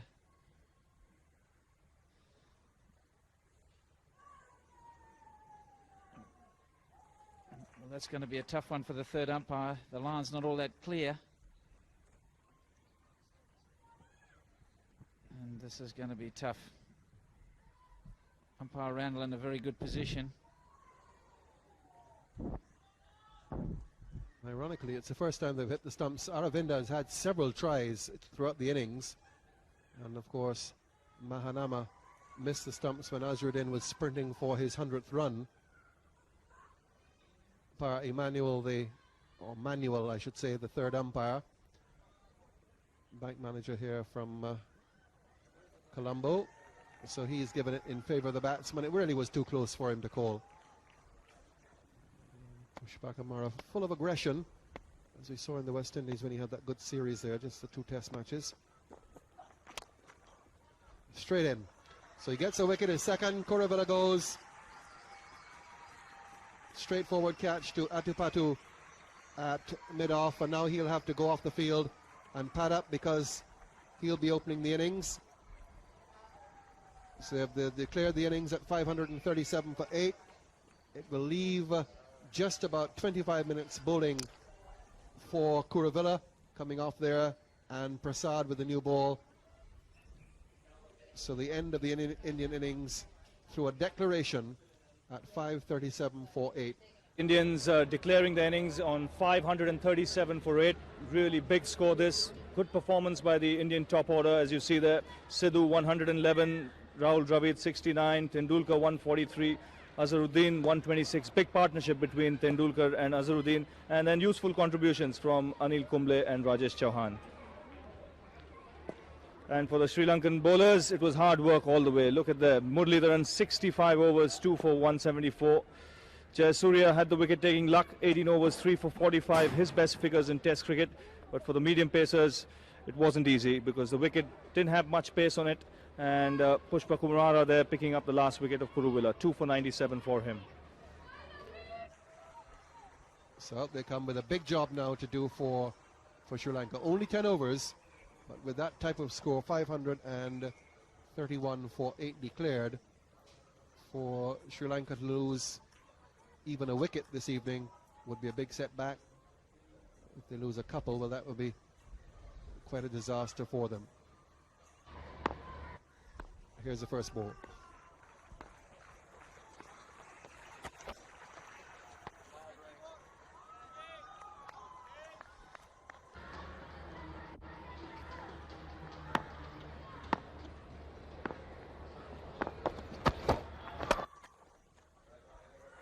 That's a nice positive off drive to get on underway. It'll go all the way, well timed. Good confident shot off the last ball of the first over, 4 without loss. And what a way to get off the mark. This is beautifully timed. Not even a full flow of the bat there, just right off the middle. And it's fairly raced away. Obviously a very hard ball. But Jayasuriya, he's going to play his natural game. And why wouldn't he? If he's timing the ball like that, it's right off the centre.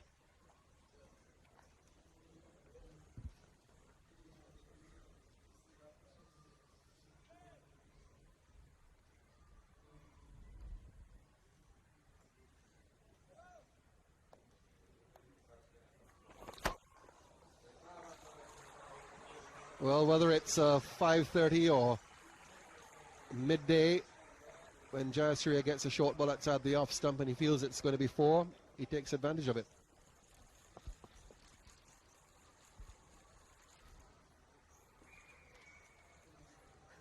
Very noticeable, very short and wide. Kuravilla can't afford to bowl there, and just sweetly timed by Jayasuriya. No one moved. Marvin Atupatu just taking guard from umpire Francis at that far end. Difficult to tell even from the stump cam exactly what guard he's on. Looks to be a little bit towards leg stump, maybe fully leg stump or just middle and leg. Yeah, it just looks to be batting perhaps on leg. Oh, lovely shot. This has been a very positive start by the Sri Lankan openers. Goes all the way. Yes, another excellent shot here. Prasad doing the right thing, keeping the ball up with the new ball. But Atapatu on that occasion seizing on a half volley and just hitting it just wide of the stumps. Beautiful free flow of the straight bat. And if you're going to play an on drive, this is how to do it. And see the face of the bat continuing after he'd struck the ball, keeping it on line all the way. Placement very important when you open the batting, and he's done that beautifully.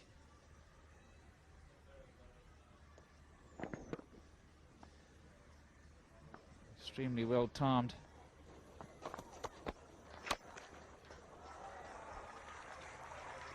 Long chase around here for Kuravilla, but he won't get there. So another boundary for Adupatu. And a really good start here by the Sri Lankans. No real nervousness on their part, as you might expect.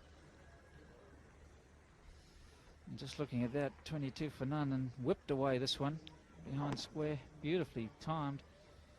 Perhaps he did declare too soon, Tony. I just wonder how long it'll be before we'll see a little bit of spin coming in there. Atapatu working that away, just angling it in, the fast bowler. Prasad. That's whipped away for 4. Testing time for young Atapatu, who's opening this innings in a test match for the first time. And what a beautiful shot, gracefully played, beating the mid-off, standing up, perfectly timed. Atapatu, everything in place. Well, it may well be his first time as a test opener. I don't expect it to be his last. He's looked very well organised. This is an excellent example of very good footwork, a good selection of length there, and technique just about impeccable. The left elbow up, the bat coming straight through, and the follow through in the direction he wanted the ball to go. I think he's looked very, very composed this evening in a difficult situation. Opening for the first time in a test match. He has looked to be equal to the task, and just hopefully for him and for Sri Lanka. This is the problem Kumble has had. After 3 or 4 good tight deliveries, he does drift onto leg stump and promptly punished there by Atapatu. Kumble, quite a tall man, comes high in his bowling action, gets in reasonably close to the stumps. But if there is a weakness, it is the angle going down the leg side. It wasn't really well struck, but you don't have to get much bat on the ball if it's already going down the leg side. He just helped it on its way around the corner. Yes, and especially at Kumble's pace, someone who pushes the ball through, he relies a lot on bounce. And some more runs here. That's a lovely shot. This will be another boundary. This should be quite a confidence builder for Atapatu. He's really batted quite well and sensibly this evening in a short period of time. It's difficult to make a lot of runs, and tentative play can lead to trouble, but he's played his natural game. His tendency has been, if the ball's there to be hit, let's hit it, and it really has given him quite a good start for someone who's had a real torrid break into Test cricket. It's something like 4 noughts in his first 4 innings in Test cricket.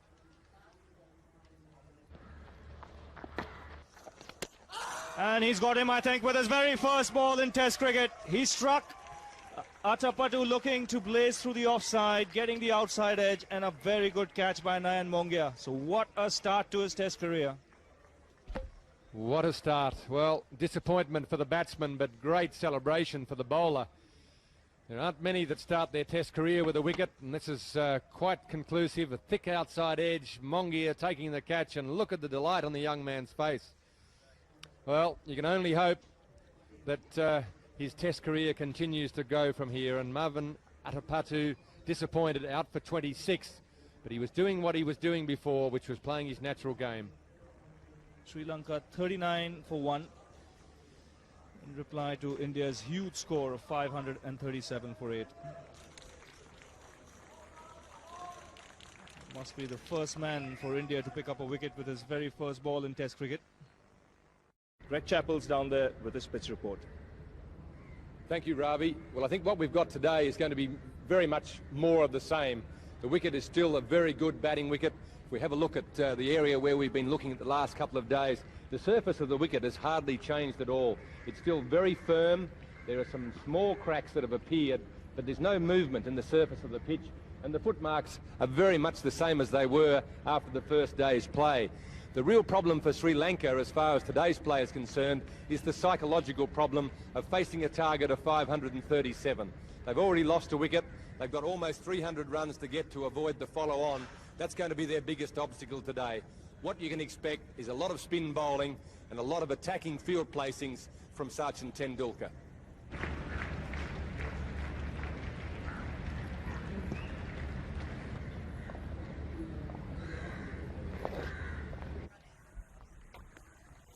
So here's the first ball.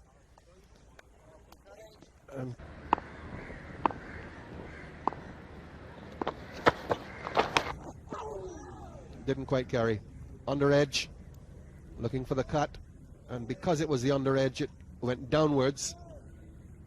Jayasuriya taking a few liberties on that ball with a little bit of width and getting that bottom edge, and very luckily for him, just falling short of wicketkeeper Nayan Mongia.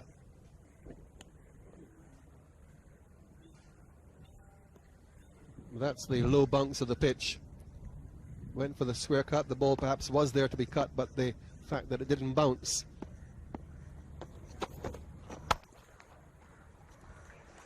Very well timed. Ball sped to the boundary. Really didn't look to put any power in that at all. It was all timing.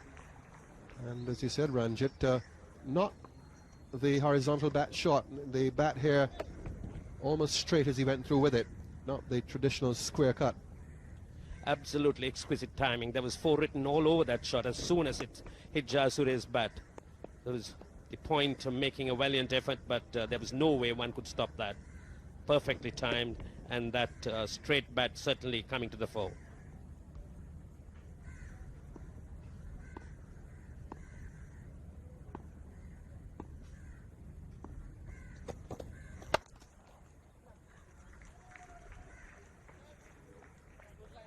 So that raises the 50, and there's a nice reassuring sound to Jayasuriya's bat this morning, as there was yesterday. Lofted over the top. This man has all the confidence in the world, and many of the shots as well. Jayasuriya picks it up very quickly as soon as Kulkarni gave it a little bit of air and hit it into those empty spaces. Jayasuriya finds those empty spaces very inviting. Left arm spinner spinning into him, not hitting across the line, and a good cricket shot.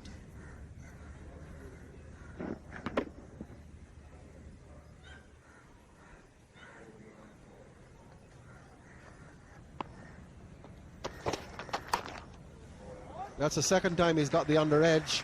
He gets 4 runs for it this time, but was lucky he didn't drag it back into his stumps. On the first occasion, the ball just dropped short of the keeper.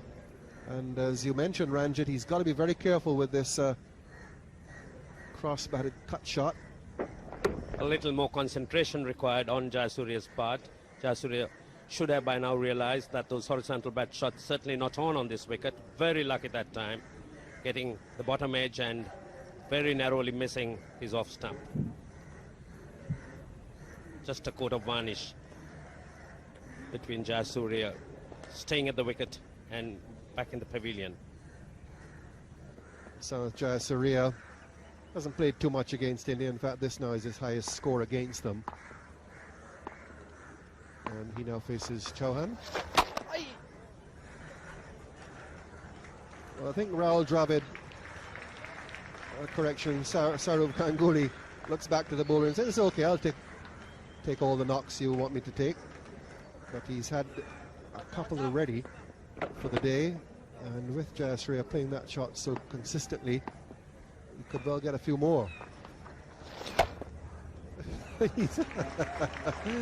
Well, this time he doesn't get in the way, and Jayasuriya puts a full toss away for 4, but he will feel very, very nervous in that position, Saurav Ganguly.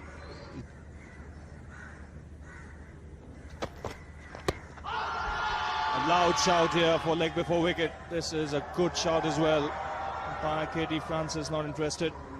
Just signalling there that it might have hit him just outside the line of the off stump.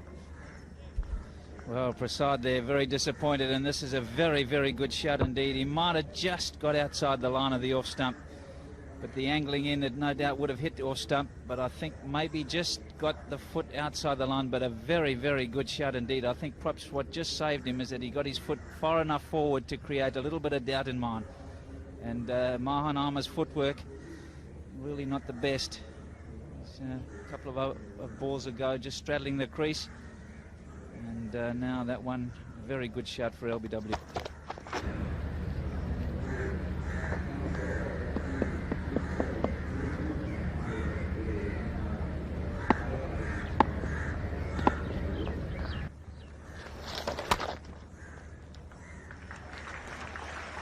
And that's a great shot. Just a little bit short. Jayasuriya, plenty of room to get back. Slow wicket, picked out his spot and hit it perfectly between the two fielders into the gap. 4 runs. Yes, this is one of the features of his batting, his ability to find the gaps. Very good footwork there. Once he picked the length, he was right back on his stumps there to play that shot through the offside.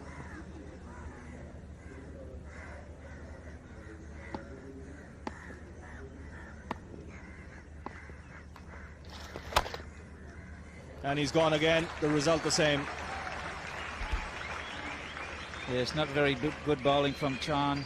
Going round the wicket and just giving Jayasuriya far too much room. He's got to angle it in. It's not a bad idea to bowl round the wicket, but you can't pitch it where he's got this one. It just gives him too much room. He's very strong on the cut. Timed to perfection. He really has to bowl a lot straighter and make him play forward. He's got the arm ball, which goes on with the arm, where you can get an LBW bowling round the wicket. So he's doing the right things. He's just not pitching the ball in the right place. And it goes just fractionally short, and Jayasuriya pounces on it. Another boundary to bring up his 50. Very, very good knock so far from Sanath Jayasuriya. 82 for 1.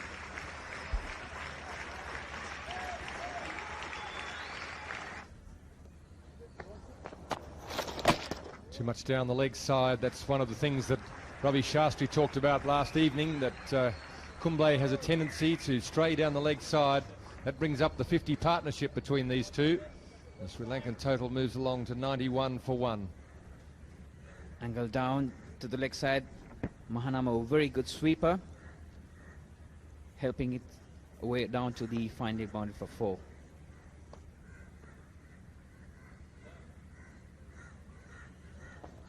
It's a better shot.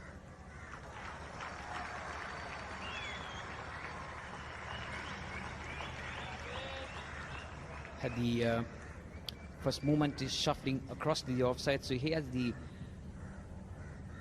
more time to pick on the ball that's out to the off stump, but that was over pitched, nicely slotted to for Mahanama to just go right through.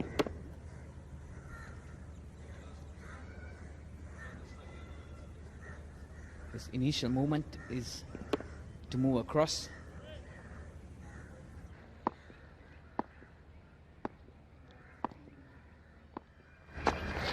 Bit of movement. It brings up the 100 for Sri Lanka, and very positive style. This is where Jayasuriya is such a good player. You've only got to be short a fraction, a little bit too full or a little bit too wide, and he's onto it in a flash. Picked it up and went through, right through with it, flow of the bat, and picking the gap, bringing him 4 runs. First 50 coming in 79 balls. The second just a little slower than that. This time he gets the ball away, works around that front pad this time. Won't quite go to the boundary. Sidhu chasing, slides and just pulls it back in. He should run 4 though. It's good running from the Sri Lankans.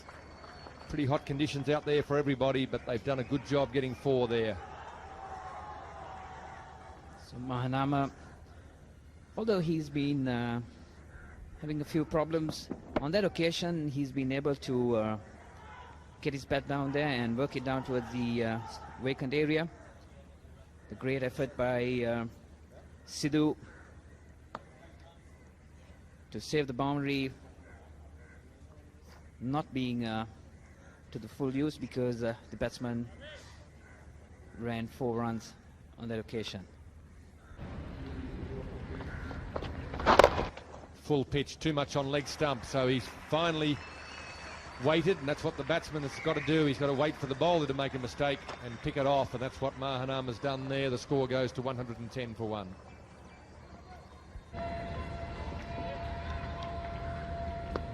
They haven't been posed with too many problems by the Indian spinners. Of course, one must concede that the Indian spinners have been quite tight and tidy, but the Sri Lankans have waited for the bad ball and punished it. That's a lovely shot through the offside. He's again found the gap. Another boundary for Jayasuriya. Once again, a flashing cover drive by Jayasuriya, waiting for that bad ball, the O-pitch delivery with a little bit of width, and Jayasuriya just leaning onto it and going through with that shot, with that flashing blade of his.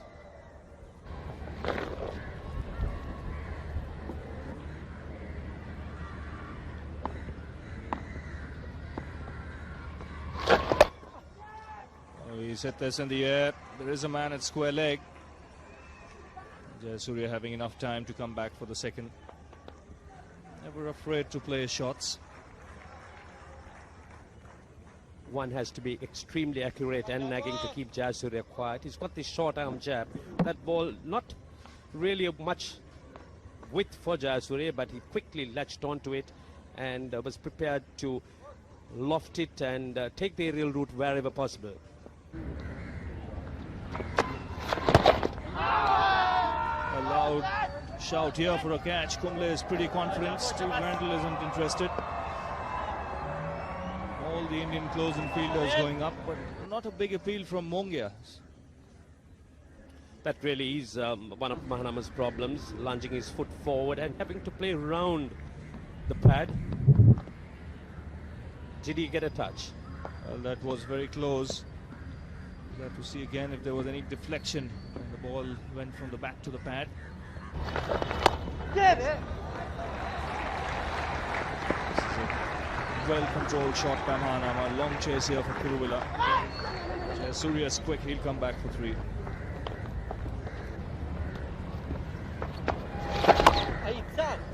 This is a very fine shot. He's picked it on length. He swept it from outside the off stump. Smashed it just behind square for another boundary. That's very well played by Mahanama, realizing there's not much turn finding Kumble, putting his pad in front of the ball, rolling his wrists over and hitting that sweep down. Perfectly played.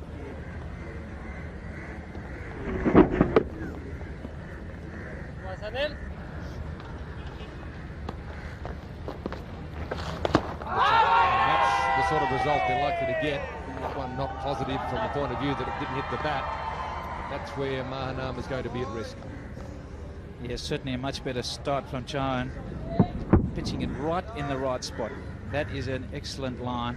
Much more outside the off stump. Pitching 6 inches outside off stump. Perfect line. He scores it there with a no ball. It's a faster and flatter delivery. First 2 were slower than much that we'd seen from him during the first session, so obviously some discussion has taken place in the lunch break. A bit of thought has been given to just what they can do to improve their chances of taking wickets. Barry Richards will be pleased to see the tall left armour. Kulkarni is back into the attack. He had immediate success last night with his first delivery in Test cricket.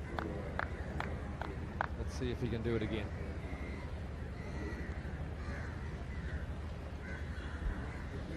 Just thought perhaps the breeze suits him from this end, but the other end does afford him a little bit more opportunities outside the off stump for that cannon. There we go. Again, it's happened most of the morning. The Indian spinners have erred. It's been on the short side, and with a wicket as slow as this, Mahanama plenty of time to get back, pick out his spot, and he's put it away quite beautifully. Too short. Plenty of time for the batsman.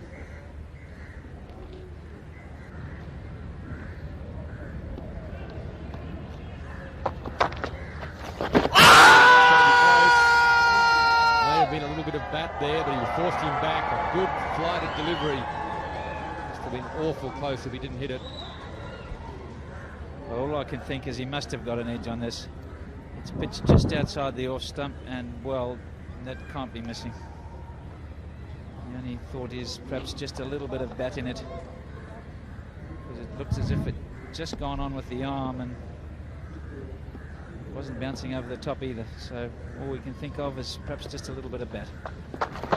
Short, much too short. There's some good batting by Mahanama there. Sold him the double bluff. Pretended he was going to run down the wicket. Chowan just pulling the ball down short. You could see the movement of the foot. And Chowan thought he was coming down the wicket, tried to drop it in a bit short, and Mahanama stayed in the crease and was able to whip it away through mid-wicket.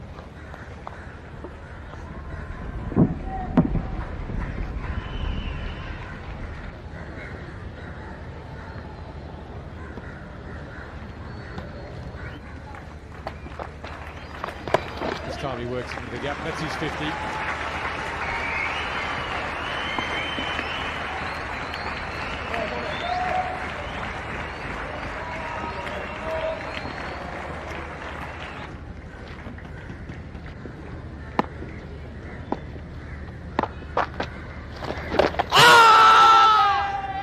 That's where he's in danger. He likes to work the ball away on the leg side.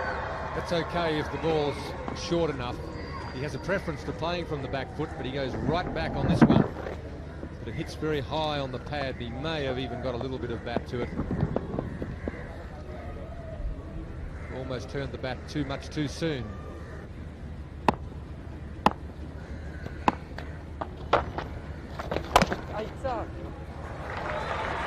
That shot is strength, Jayasuriya, waiting for it and getting it fine.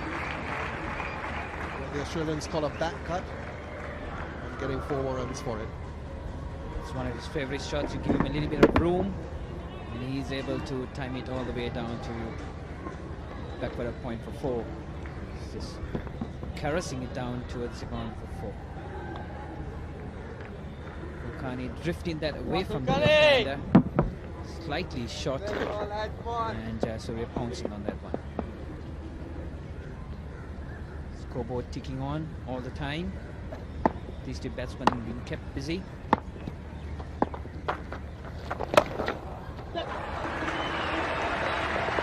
Right between the two fielders. Absolutely bisecting them. They're not too far apart. Going directly between them for a second 4 in the over to move to 95. Kulkarni adjusting his line on that occasion. But Jayasuriya able to pick the spot on to get the ball down to the boundary. 2 fielders protecting that boundary. 1 backward square and the mid-wicket right in between for 4. Slightly over-pitched on the leg. Full use of it for 4.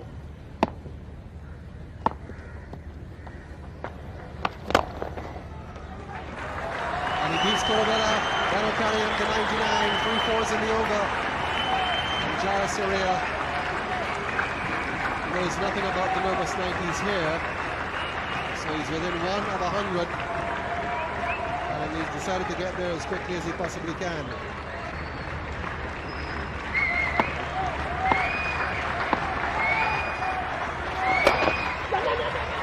Have to hurry, but he gets it. Pick up the extra run as well. So Jayasuriya moving very quickly in the course of a single over from 91 to 101. Superb innings by him, and not only his teammates here but his supporters around the ground, and no doubt those of you watching on television sets around the country will be rising to this left-handed opening batsman.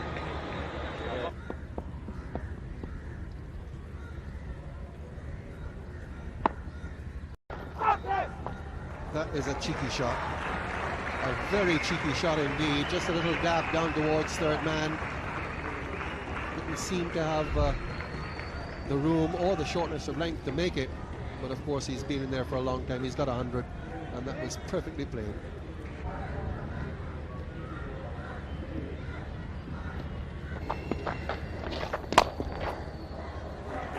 Beautifully struck by Mahanama that time. Kulkarni looking to give that ball a little bit of air, trying to draw Mahanama forward, but Mahanama very quickly onto it, using his feet and dispatching that ball past short extra cover for 4. Very well timed.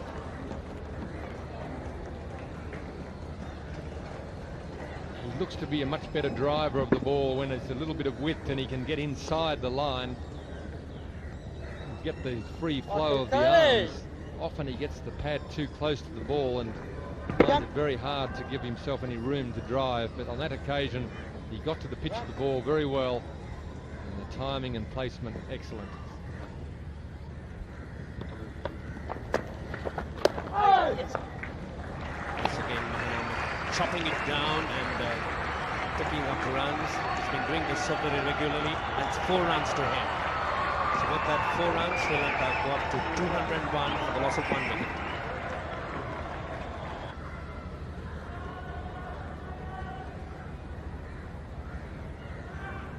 Just a slight change in tactics here by Sachin Tendulkar, getting the medium pacer in for a while.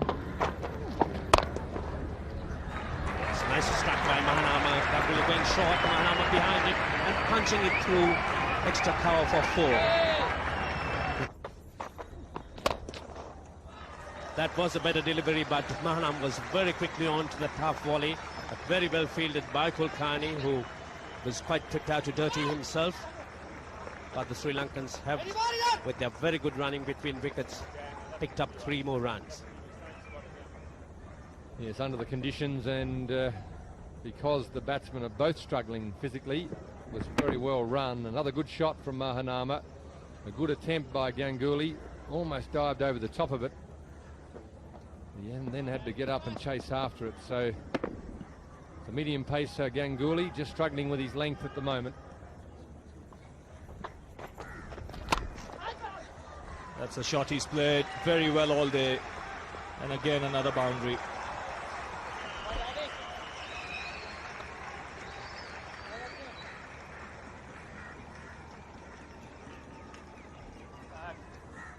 And this is the difficulty for the part-time bowler. The man has got 100, timing the ball quite beautifully, short and wide, and even the man on the fence didn't have a lot to do, but that is just well timed.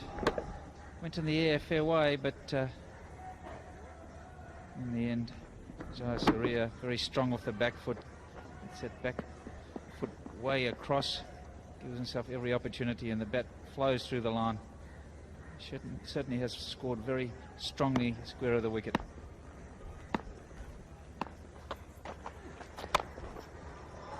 Oh, that's another lovely shot. Delicate. Played it late.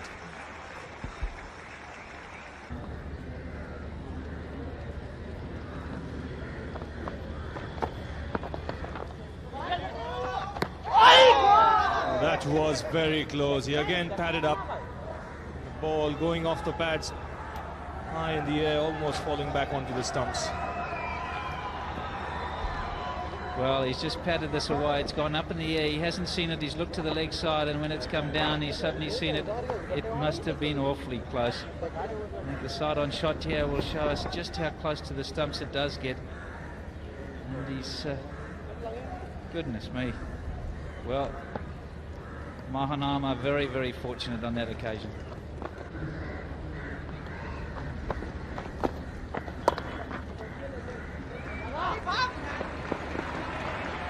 Get a couple of runs here, but Jayasuriya is very, very quick. He'll come back for the 3rd.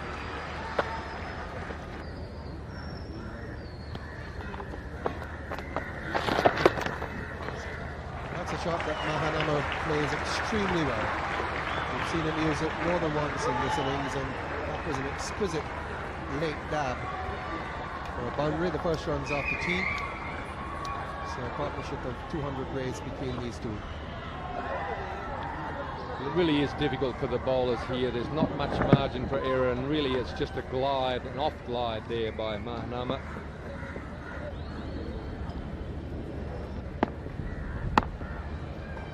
Rajesh Chauhan, the off spinner. I got asked for it. Nice juicy full toss. Surya is not going to miss the opportunity like that. Really is the hallmark of a top-class player. Just doesn't waste any opportunities to score runs, and a juicy half volley like that, whether it's the first ball after a break or not, still takes a bit of talent to put it away and make sure it gets to the boundary.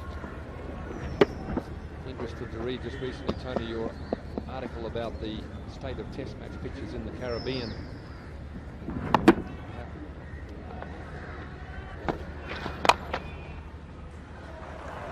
And he's got it through.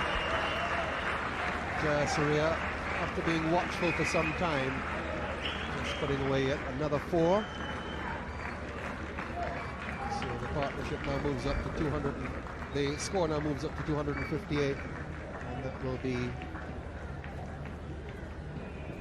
overall record for Sri Lanka in Test cricket for the second wicket. 217 was the previous mark. That has now been erased by these two.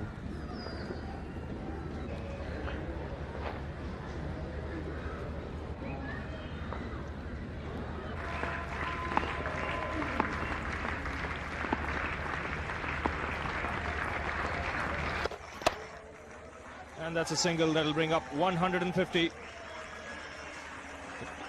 It's been a fabulous innings by this explosive left-hander from Sri Lanka. He's just gone on to show all his admirers that he can bat in a test match too and play a long innings. It's been a terrific effort. This is his highest test score. Surya had the reputation of getting big runs in the one-day game quickly, but he's turned it on today in this test match and proved himself to be a top-class player in the longer game with this 150.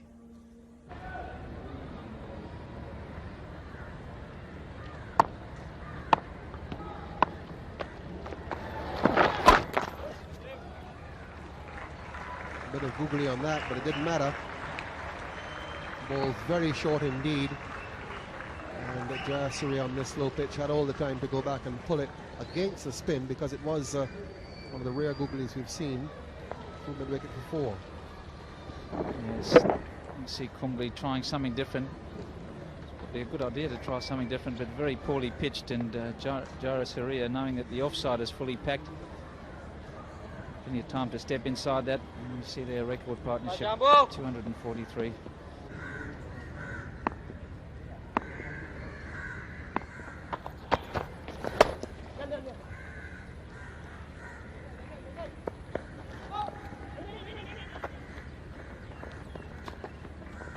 Pretty good running. Mahanama, seeing that the fielder had to turn and still throw it with his momentum going the other way, realised he couldn't get a lot of power into the throw. He was very quick to come back for the 2. Well, he's got it through, and he's timed it very well. Jayasuri has got enough energy to come back for the 3rd, so that will carry him within a boundary of his 100. He's moved on to 96. And at the end of the over, it's 298 for 1. He also has the strike.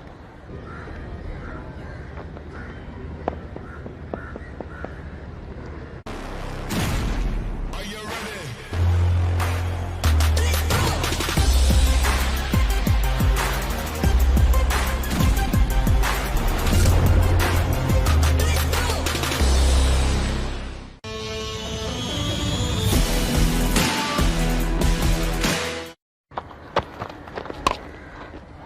He's got it away.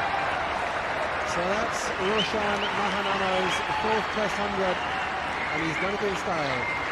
He joins son of Jayasuriya as the 2nd century maker for Sri Lanka, the 5th 100 of the match. In his 44th Test match, this experienced player picks up 100 with his shot. Yeah, short delivery, and he's played it pretty well. Got right inside a very slow wicket. Side just dropping that one in a little bit short. Mahanama initially looking to go on the front foot, but still plenty of time to rock back, roll the wrists through the mid-wicket area. he'll be very pleased with that 100. He hasn't had the greatest of years prior to this, but he's right back in form now. Short again and 4 again. Really, there's absolutely no value in pitching short on this slow wicket. So Mahanama with his second boundary in the over. Yeah, Prasad just a little bit tired here, dragging this one right down, and it's pitched basically halfway down the wicket. Plenty of time on a slow wicket like this. Mahanama, in fact, was going forward, still able to rock back and hit it for 4. You see there, about halfway down, plenty of time. In fact, he's hit it in front of square.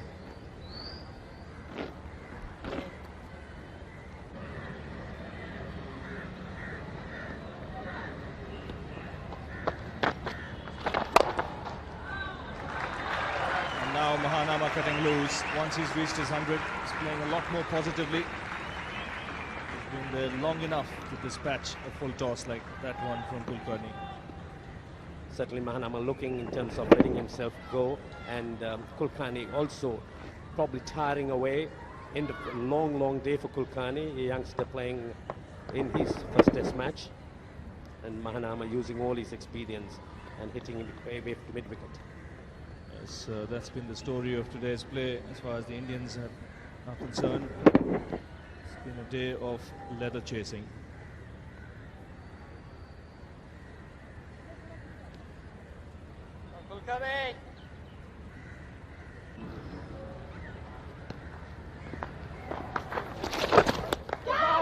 Chance there. We'll have to wait and see if Mahanama got any bat on that.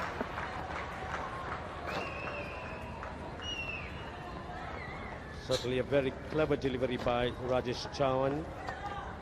Seeing Mahanama coming down the wicket, throwing him down fast outside the off stump, drifting that ball. And this lapse of concentration by wicketkeeper Mongia. Probably have got the top flap of Mahanama's pad and deflected the ball away from Mongia. Tendulkar must be really wondering what he has to do to break this partnership.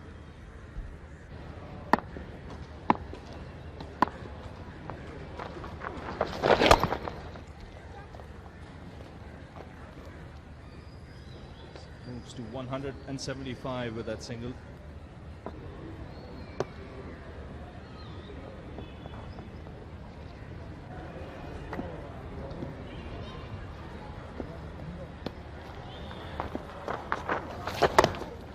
Chance up. That's it. Terrific performance by the Sri Lankan batsmen Mahanama and Sanath Jayasuriya.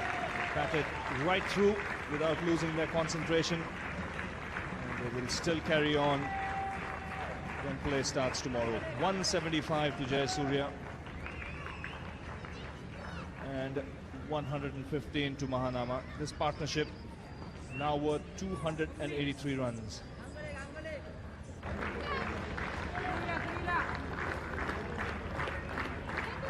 There you see in reply to bowlers, the batsmen are going to have a very similar surface to what we've seen on the first 3 days. It's also very hot again today, but in the fielding side benefit, we've got quite a strong breeze. Now that'll work well to help keep it cooler, but it'll also be good for the spinners. But that's where the good news ends for the bowlers. We come down and have a look at the pitch as we've done the last few days. There's hardly a mark on it. These footmarks here are the most damage that's been done. The cracks were just as wide as this on the first day. Back in 1975 at Leeds, Peter Chappell dug the wicket up with a knife and fork. He'd need a jackhammer here today, and I think the bowlers will need that to get the batsmen out.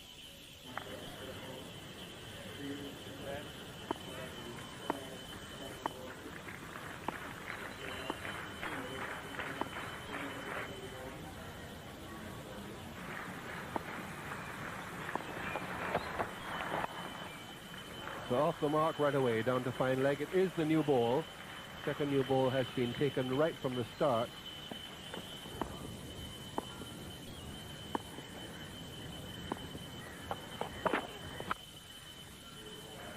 Magnificent cover drive. Well, he's played a number of handsome strokes. That's his 21st 4. And none of the previous 20 have been quite as authoritative as that. That shot good as any. pitched up to him and just leaning on. You see the force in which that ball sped to the boundary. There was 4 written all over it from the time it left the bat. This goes to show what fine touch he's in, and certainly looking towards playing a big innings.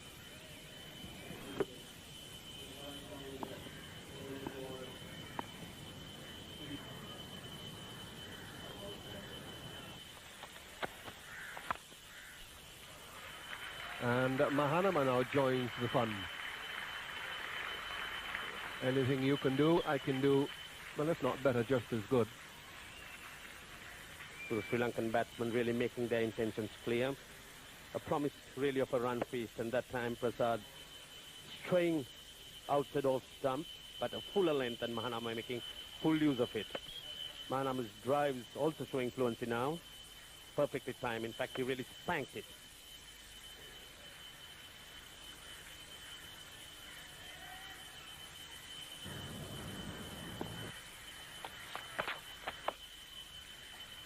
There's no third man. And that'll go for another 4, so that raises the 300 partnership between these two. There's no stopping this man, Jayasuriya, at that time. Kuruvilla not much weight, but Jayasuriya with that short arm cut off ease, getting him away. There's not very much that Kuruvilla could do. You see Jayasuriya just jabbing it away into that vacant region between second slip and gully.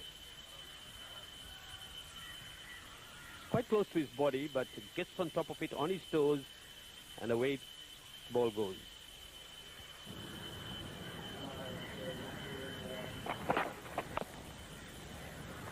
And that'll go away again. That cut shot is very productive for Jayasuriya, as it is for most left-handers, but he's expert on it, and put that away for the second boundary in the over. So it's been a flying start for Sri Lanka. So Jayasuriya realizing that this pitch getting better. Little bit more bounce for him with the new ball, employing it to great advantage. And he really goes after it. That time coming down on it hard, not hitting it in the air, hitting it onto the ground, but the ball racing towards the ropes.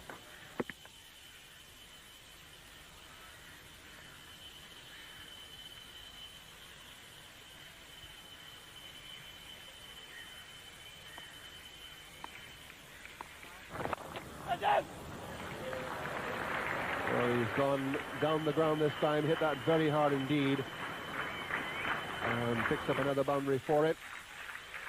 So Sanas Jayasuriya.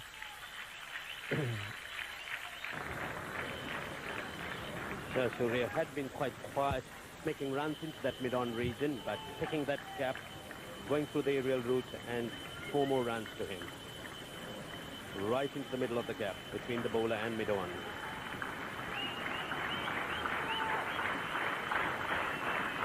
Who very quickly picks it up and hits the ball pitch on off stump over mid-on.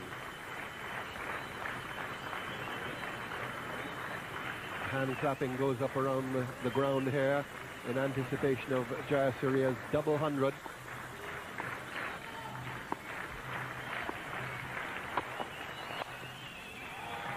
Well, he's got it. Doesn't have to worry about getting a single there. Whipped away for 4, and Sanas Jayasuriya joins Aravinda De Silva and Brendan Kurupu as a double 100 maker in Test cricket for Sri Lanka. Applause from his teammates and from his supporters around the ground. History being made here at the Premadasa Stadium. 203 to Sanas Jayasuriya, and Sri Lanka 354 for 1.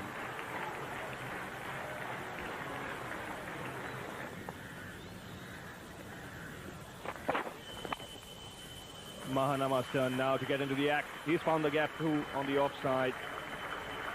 Another boundary here for the Sri Lankans to end the over. 360 for 1.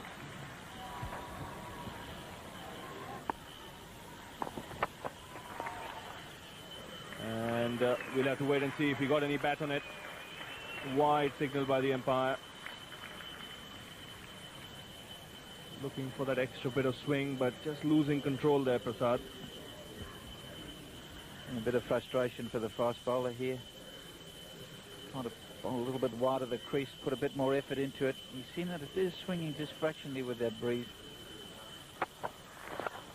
Oh, that's a lovely shot. Got everything covered on top of it. And again, finding the gap on the onside.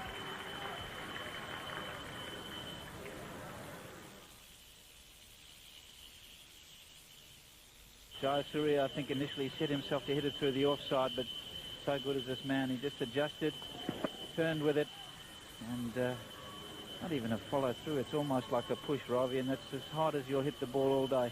It really is just a lovely shot. You see him turning the bat as he sees the ball swinging in towards his legs, knows the gaps at mid-on, and that's what's impressed me most. He picks out the gaps so beautifully.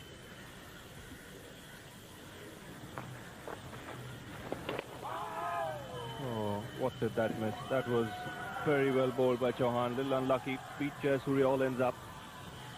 It's 369 for 1. And here we see one of the rare successes, Jayasuriya, and that's the length he's got to try and bowl. Just spun away well. That is very unfortunate. Even the keeper was a little bit bamboozled by that one. He thought it had hit the stumps. Beautiful length. Not quite sure whether to go forward or back. Try to play it from the crease, and, well, if you're beating a man who's got over 200, it really is a moral success for the bowler here. And that's the length. Much fuller than you would normally bowl, because this man likes to play off the back foot. He really only likes to come forward when he's on the drive. And Chauhan has got it in the right spot, and very unlucky.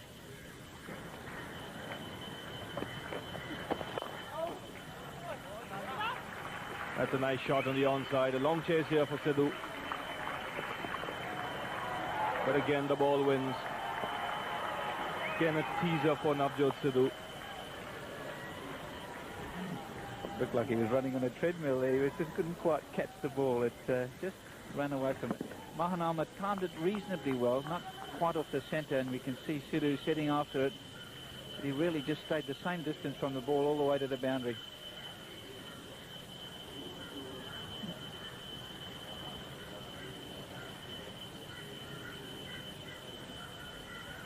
I think he was looking for the slide, and then the ball just ran away from him again. So in the end, it's outfield very quick. It's been rolled.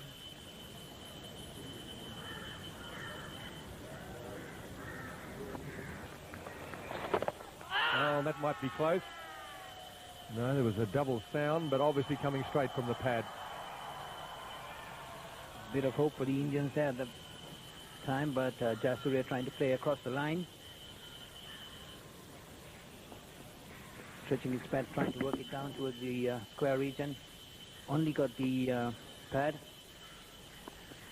So a few appeals against Jayasuriya. He's beaten by Chauhan with a very good delivery earlier on.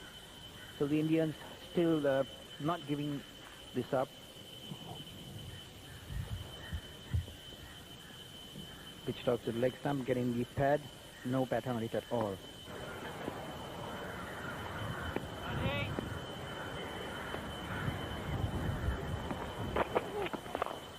So that's a good shot. Really effortless, genuine half volley.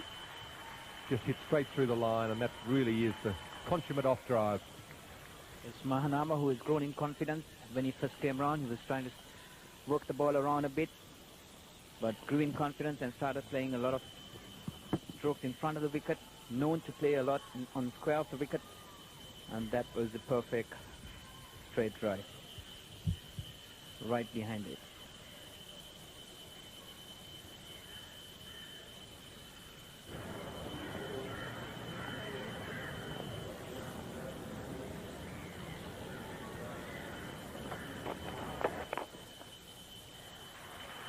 Again, he's given a bit of room, and looks a very different player when he's allowed some room. He's not capable, he doesn't appear capable of creating that room for himself, but when the bowler gives him the room, he really does give it the full flow of the bat.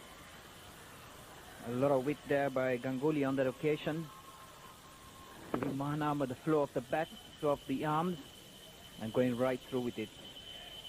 timing it perfectly down to backward of point for 4.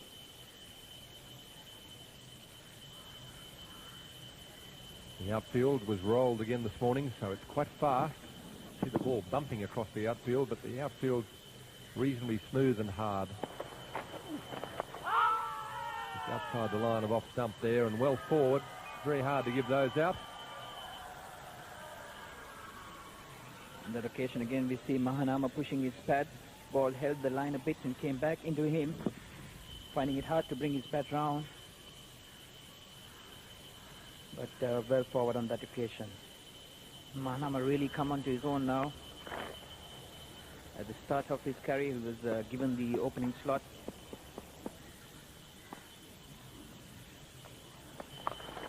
Up and under, and that's 4 more. We've seen 9 wickets fall in 20 hours in this test match so far. I can't imagine we're going to see something like another 19 fall in the next 9 hours of test cricket, but just a very easy up and under, just sitting with the spin. Just enough room to work with. Surya very strong on all parts of the wicket. Surya welcomes Kumble with a boundary down towards the square leg region very confidently. So he's not hung around. He's been able to get the regular boundaries, keep this score moving on quite a regular rhythm. Really tough for the spinners, tough for all bowlers out there. And again, Surya just makes room for himself and glides the ball into the gap, and he knows the fieldsman was out on the boundary, so he didn't try and hit the ball too hard. He just made sure that he got it past the infield and picked up a comfortable 2. So there's not much margin for error for the bowlers, and particularly Kumble bowling around the wicket. If he bowls it too straight, then the angle is going to take it down the leg side. If he then tries to prevent it from going down the leg side, he gives him too much width on the off. Comes up for these two. Their partnership over 360 now. And that total of India getting forever closer.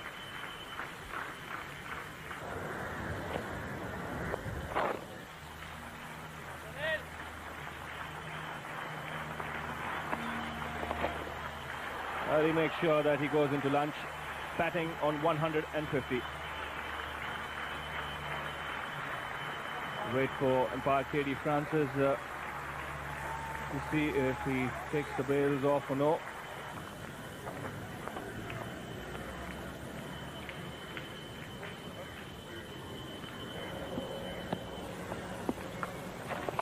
Tries to sweep and he gets it through the gap.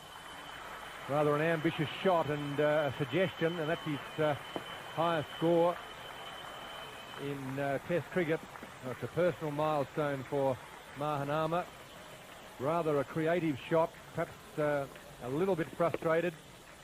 Decided to do something about it.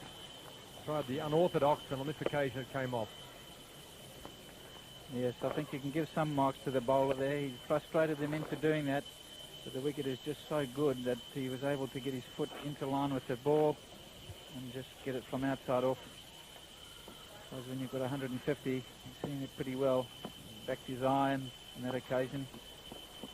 Successful. So Mahanama, highest score in Test match cricket.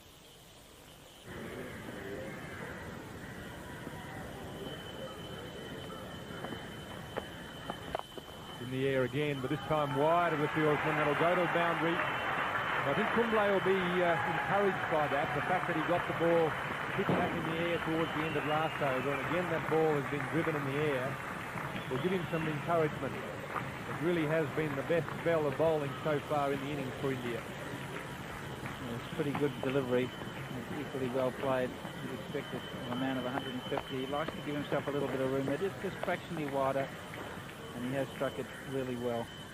So just broken the shackles momentarily, and that's a pretty good shot.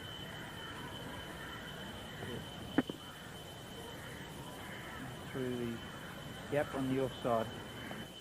There we have the highest partnerships in Test cricket, and these two have just climbed onto the bottom rung of the top 10.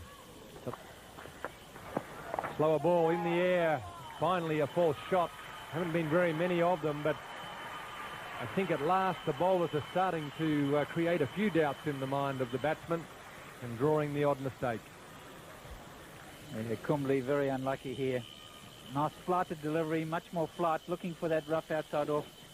And one of the few false shots from Jayasuriya. Trying to really whip it away square. In the end, got his feet in no position at all. Didn't have it covered. Tried to angle it away. And that bounced just a little bit, but Azruddin had slipped. Really no chance of getting that. So a minor success for the bowler in the context of the game. But one feels since lunch there really has been quite a good spell from the Indian spinners. They've got them at the right end, and they've pretty much got the field right. And they're probing outside the off stump to Jayasuriya, looking for that rough. And if they can get it in the right place, it'll cause some difficulty. Again, this time it's a thick outside edge. It'll go to the boundary, and that'll bring up the 400-run partnership between these two. So the records continue to mount. And again, just a tentative shot there from Jayasuriya. I believe the footmarks are just causing him some concern. He's just not quite as confident as he was in the previous 4 or 5 sessions. Yes, and that'll show us 8 runs in the book, but really Kumble, you can feel a bit aggrieved. He's bowled 2 very good deliveries, one an outside edge which went in the air and one which went along the ground. So 8 runs the result, but really not a fair reflection of some good bowling.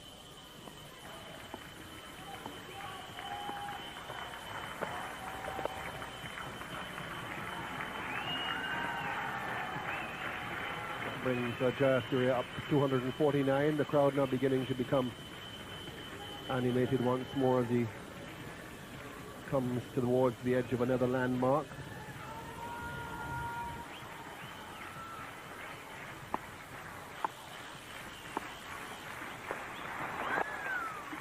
There it is, 250. The crowd really enjoying this batting spectacle by both Jayasuriya and Mahanama. So Jayasuriya achieving the lamb of getting up to 250. A good effort, a lot of work going into it. Batting conditions ideal, but you got to concentrate, get the runs, make use of loose balls, and he's done that in a good way.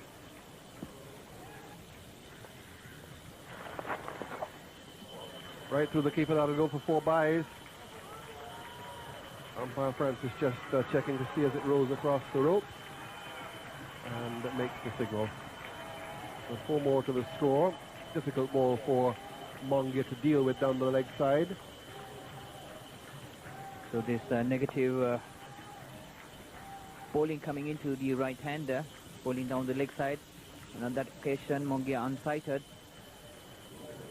In the past quarter of an hour or so, Jayasuriya and Mahanama have moved up the table. They've gone to 5. They've surpassed Sid Barnes and Don Bradman, and then Peter May and Colin Cowdrey.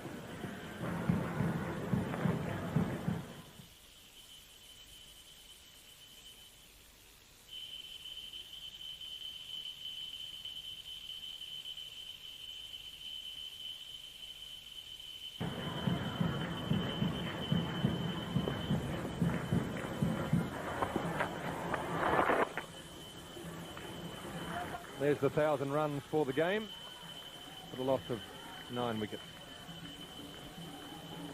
It would also seem that both these players, who generally have their minds focused on looking for runs, getting into this groove has really upset their rhythm, and they don't seem to be timing the ball as well as what they did early in the innings when they showed a far more aggressive approach.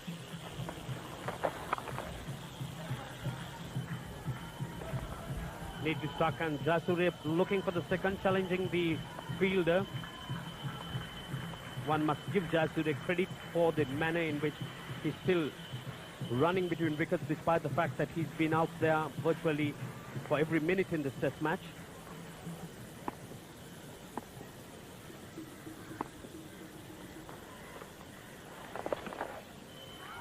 Nicely swept, rolling his wrist over and getting it fine. Run score to Jayasuriya. Chavan, not the consistency which we have known him to have. Playing once again on the leg side.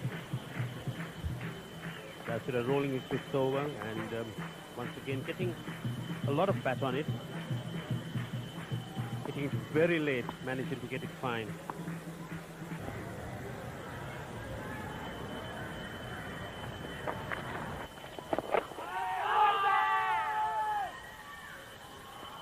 Mahanama once again playing around his pad. So that really is an example of the fact that Mahanama is so focused, playing defensively, not prepared to use his feet.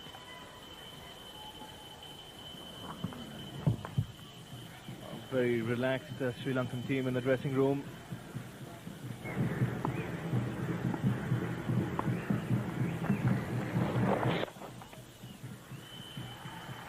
Runs here, we'll have to wait for the umpire signal. Chase for Gagan Khoda.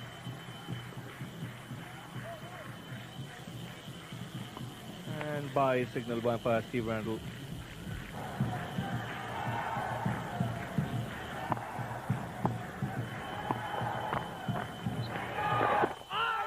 Shout here for leg before, that went through with the arm. I just have missed leg stump, but again a good shout. 484 for one.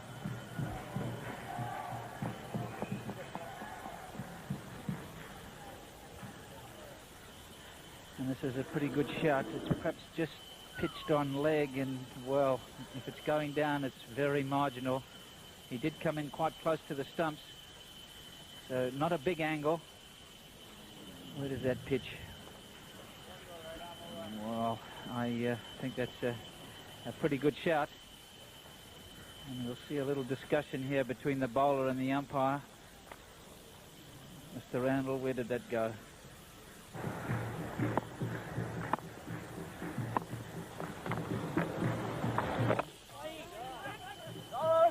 And he goes for the single this time and gets it. And he'll equal the record with that overthrow. So he becomes, along with Arvinda de Silva, the highest scorer in Sri Lankan cricket. 267. And that's the end of the over.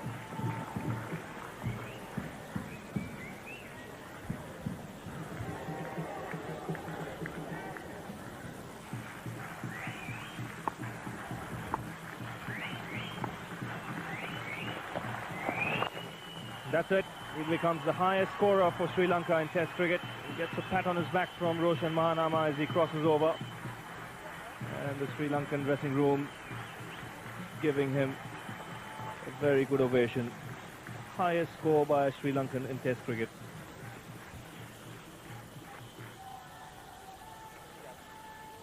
So 450 this partnership.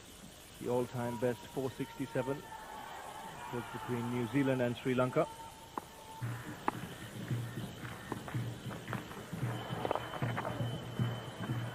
Nicely punched into the straight field. Chase here for Kuruvilla. Jayasuriya coming back for the third. He's into the 270s now.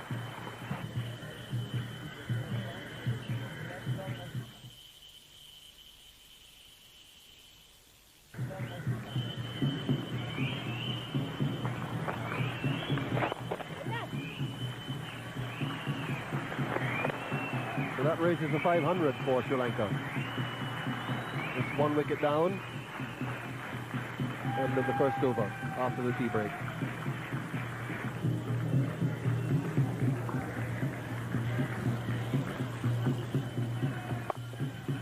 And that'll be the record. Goes away for 4.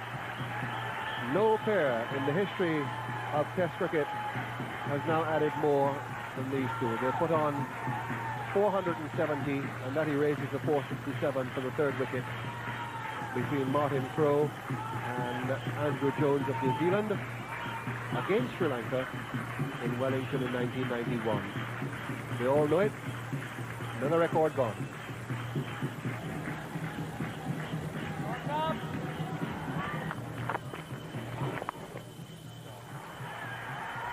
That's a rare boundary for Jayasuri. He hasn't hit many since lunch, but he's got hold of that one and swept it away square for 4.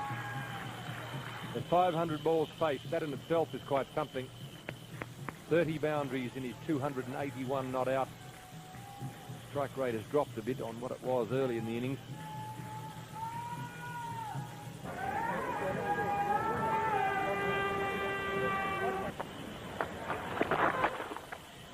Well, that's nicely played. He gave himself the room. Good footwork. This will take him to 197.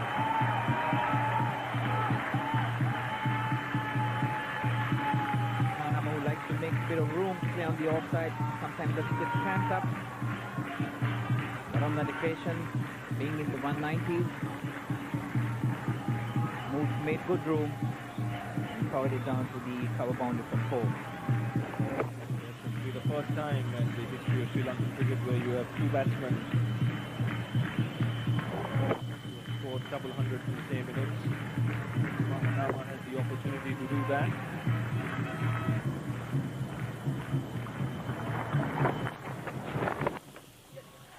And this should be it. A chase here for Sidhu.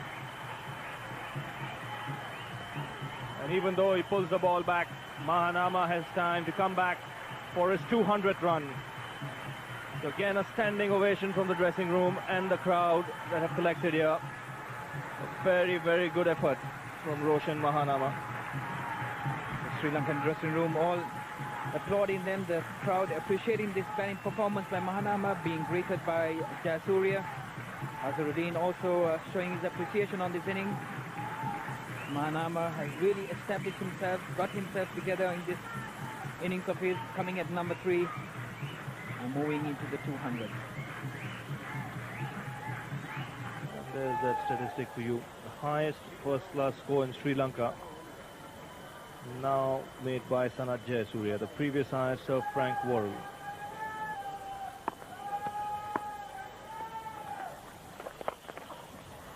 And the few occasions where he's gone over the top. It's 4 runs to deep mid-wicket there.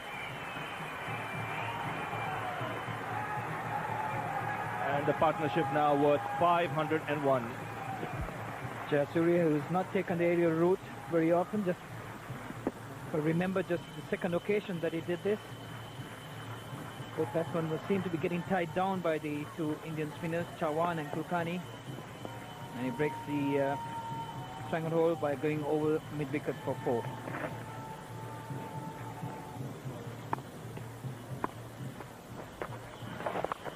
And he goes again. This time he's middled it. And it's the first 6 of Jayasuriya's innings, taking him to 299. So Jayasuriya doesn't seem to have any nervousness when he gets to the 90s.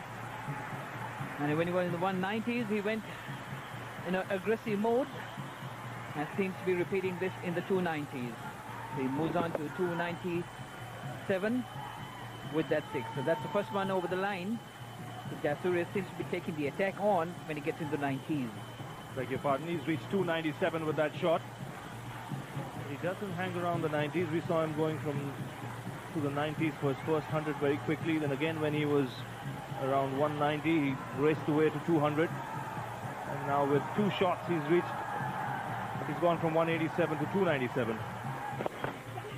He looked for the single here. He's so good in judging that one. He moves on to 299.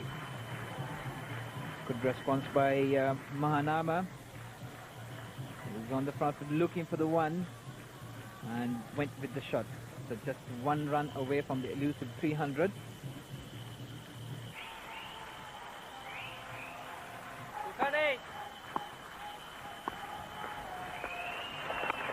And he reaches his 300 in glorious fashion.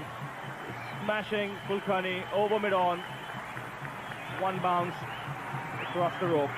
So what a 300 here for Sanath Jayasuriya. Yes, and what a way to bring it up. Really was a terrific shot, very controlled. Tendulkar done all the right things. 4 in the circle on the offside, 3 on the leg side. And he just took 1 step down the wicket, seeing it like a football now. Really has been a long time, and just flicked it over the top. Magnificent effort, marathon effort.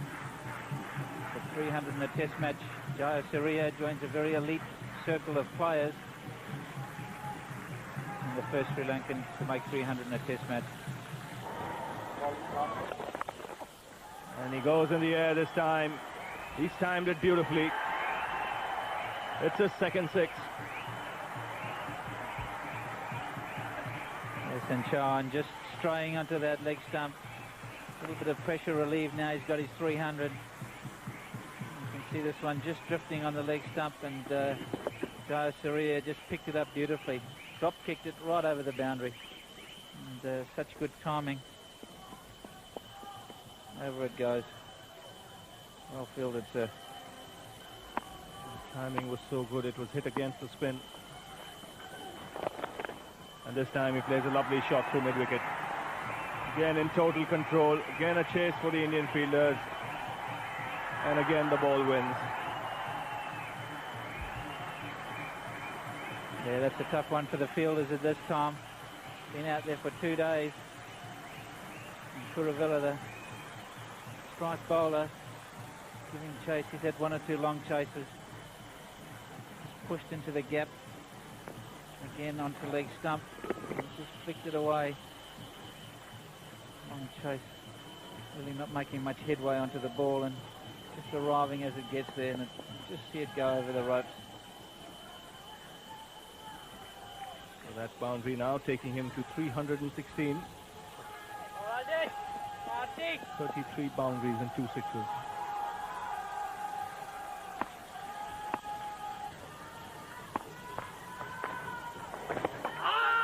Again looking to hit across the line there. Yes, just a little bit of lack of concentration. Reasonable shot, probably just drifting down the leg side again. Full.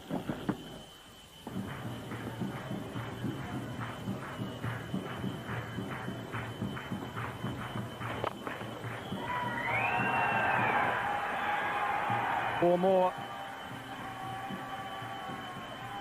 And 578 for 1.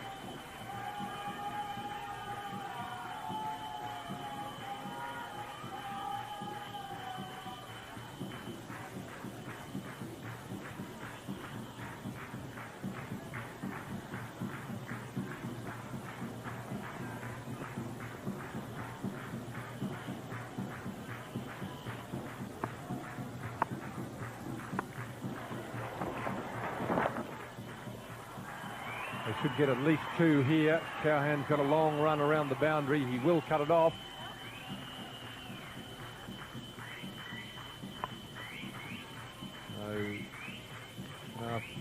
So Surya obviously heard about the nervous 90s, and he wasn't prepared to wait around and get nervous.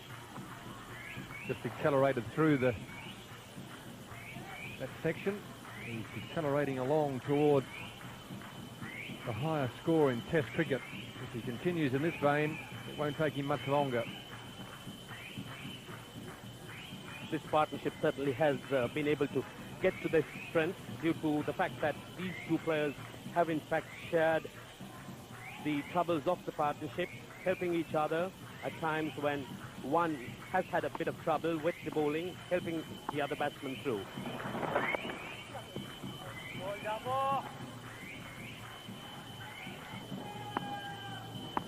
So there you are.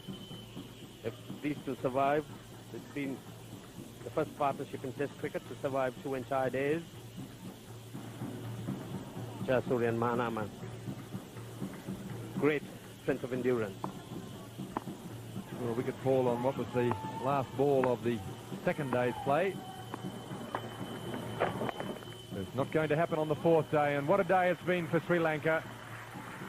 That man, Jayasuriya, the hero, the king of cricket here in Sri Lanka, has gone on and scored his first 300 in Test cricket, the first 300 by a Sri Lankan batsman in Test cricket, well supported by Roshan Mahanama. The partnership has now grown to 548, and congratulations from the Indian bowlers. They might as well enjoy it. They realise that it's been a tough game for them. Prasad there congratulating him. It's in fact his birthday, Venkatesh Prasad, today. And the Sri Lankan captain and the Sri Lankan players stand and applaud these two fellas. 2 full days out in the middle. It's never been done before. Highest partnership in Test cricket. 1,093 balls faced between the two of them. 733 minutes of batting. They'll be two very tired and proud men. The traditional celebration here for the Sri Lankans. Some firecrackers going off in the background. The press is there. Everybody will want to know these two fellas. They'll want photographs. They'll want to talk to them. And there'll be plenty of congratulations. I have no doubt there'll be many supporters around the team hotel tonight to congratulate these two fellas on a wonderful performance. Great skill and endurance that has basically taken Sri Lanka to safety in this test match. A 50-run lead. India having made 537 for 8. Sri Lanka 587 for 1.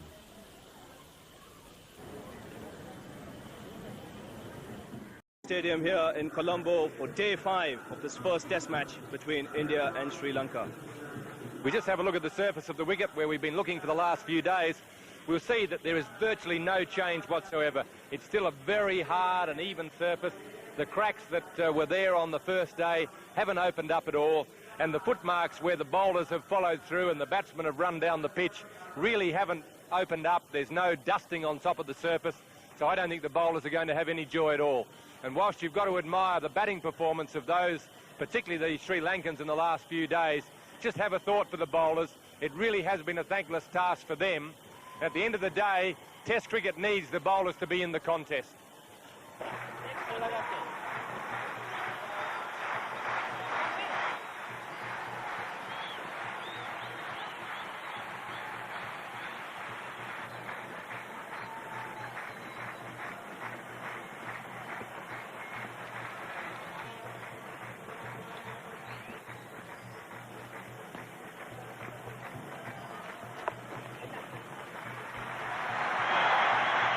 Sri Lanka opened their account for the morning.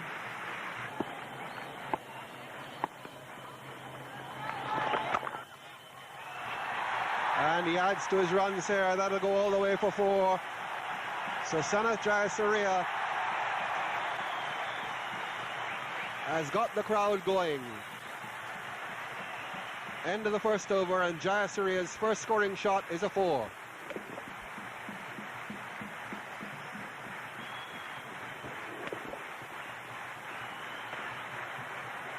That's his favourite area, and most of the 34 boundaries he has hit have come through there. 592 for 1. Nilesh Kulkarni now to start the bowling. And the full toss first up.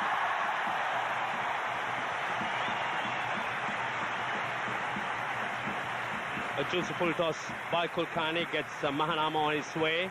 After that initial nudge for a single, Mahanama presented with a very juicy one, coming down the wicket and hitting him past the bowler. There's no doubt that that would reach the boundary.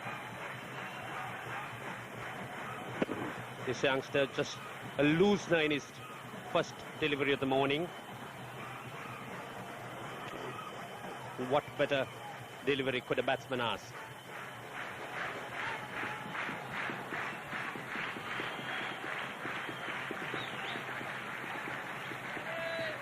Mahanama just studded with boundaries, 26 of them.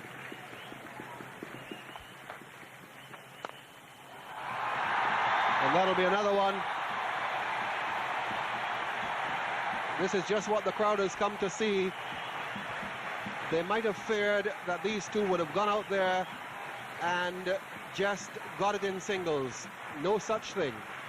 This is what really partnerships are built on. Mahanama sensing that Jayasuriya needs to settle down. He's got a few nerves around, but once he unleashes himself on the Indians, the pressure certainly would be off Jayasuriya as well. This pair have now carried their partnership above 2 already in this short space of time, moved up from 5th. They're up to 3rd, and that's going to be another 4 for Jayasuriya. They're doing it in style. So Jayasuriya showing that he's certainly not lost his composure, taking a cue from his partner Roshan Mahanama, and that time just leaning onto that delivery, a flighted one from Kumble, and picking the gap, bisecting the two fielders on the offside. Everything in position, and the ball just racing, scorching the grass as it goes to the boundary. So Sri Lanka certainly making short work of these Indian spinners right from the start.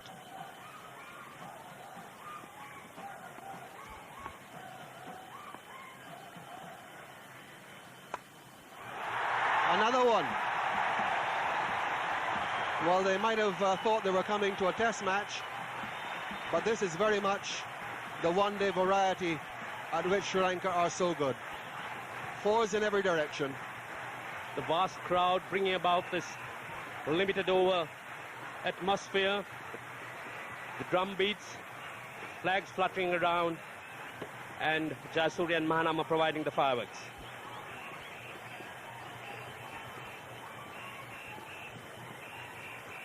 Jayasuriya now pushing on to 338 with those two boundaries. He's gone past Graham Gooch's 333 on the list of all-time high scores in Test cricket. Well, they've got protection out there this time.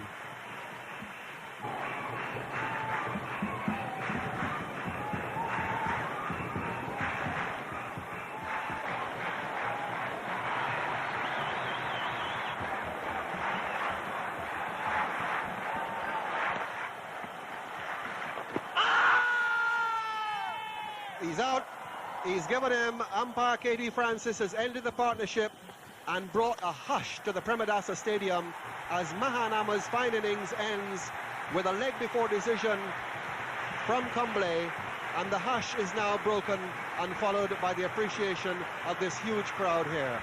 So that magnificent partnership is over. Here's how it ended. Kumble getting a ball to come back on Mahanama right back on his wicket and hit on the knee roll right in front. There's no doubt in the mind of umpire Francis that Mahanama is gone. LBW to Kumble for a great 225. Sri Lanka lose their second wicket for 615.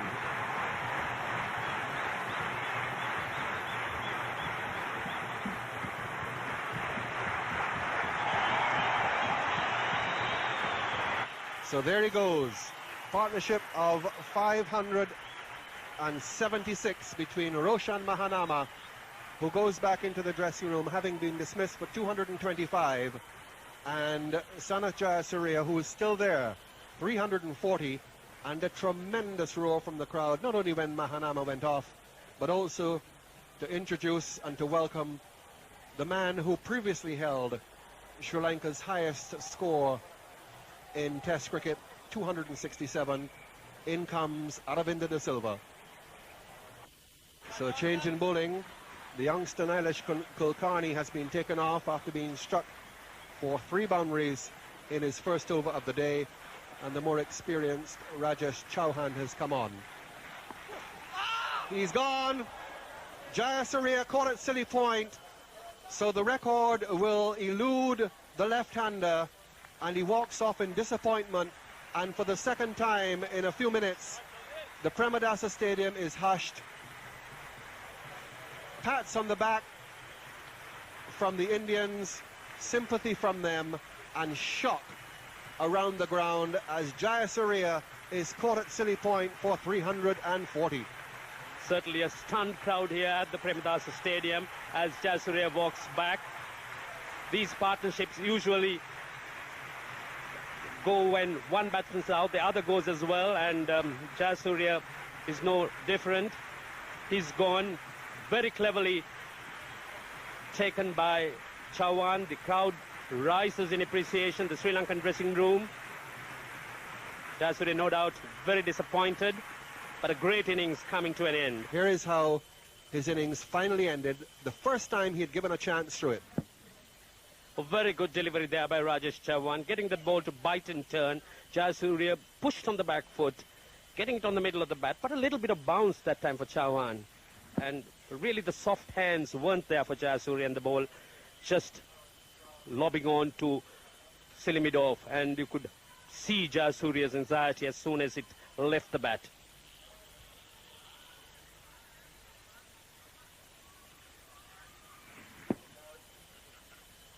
Simple catch to the silly point fielder.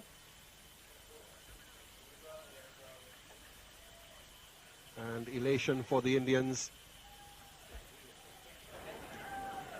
Rahul Ganguly picking up the catch and then immediately coming across. You'll see these are professional cricketers together. They realize what a wonderful performance this has been by Jayasuriya, and they also realize what a disappointment it would have been for him to be out so close to what would have been the world record, the most coveted international and individual record in the game. And there's Ganguly having taken the catch, coming up and expressing his sympathy to Jayasuriya, and all the Indian players come across. And that is the meaning of international sportsmanship. Arjuna Ranatunga will come in next.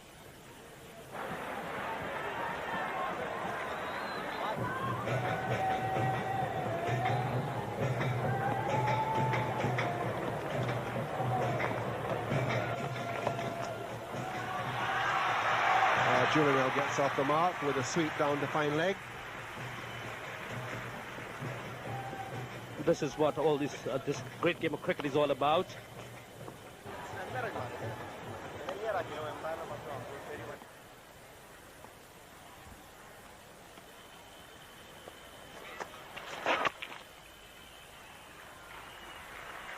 And Aravinda now gets off the mark.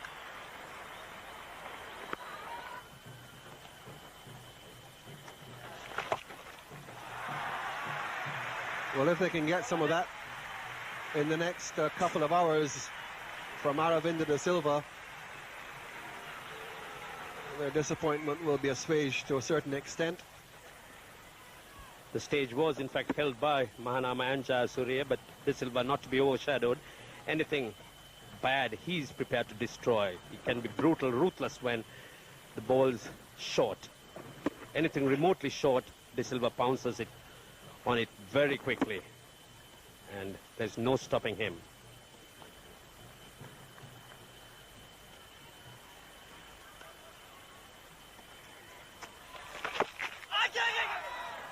Well, if he hadn't have turned his back on that, he would have caught it.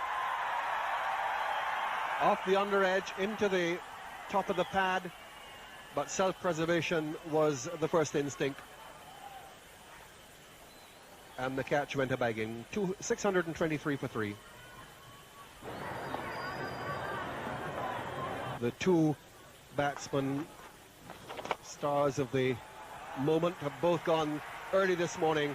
And there's Arjuna Ranatunga coming on the wicket to crash it away for 4. So at least something for the stunned crowd to cheer. In the commentary box for the first time today, Ravi Shastri and Barry Richards. Yes, and a terrific shot from Arjuna. He's not going to be tied down the wicket. Perhaps getting in a bit of practice for the one-day games. Certainly a very good shot right to the pitch.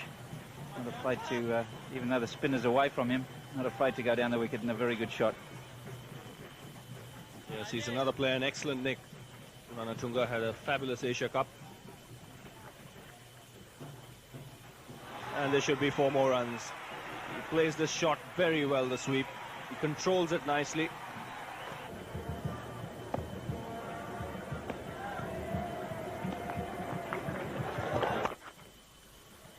Again, very well put away by Ranatunga. Very strong with that shot. Good footwork and placement. It's 643 for 3. And after giving Chan raps about where his length was, just fell into the trap of putting it a little bit short, and Ranatunga just so strong. All these Sri Lankan batsmen play very well, square off the wicket, off the back foot.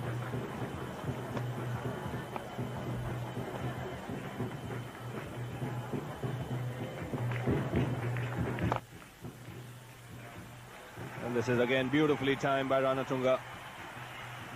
Another boundary for him on the offside.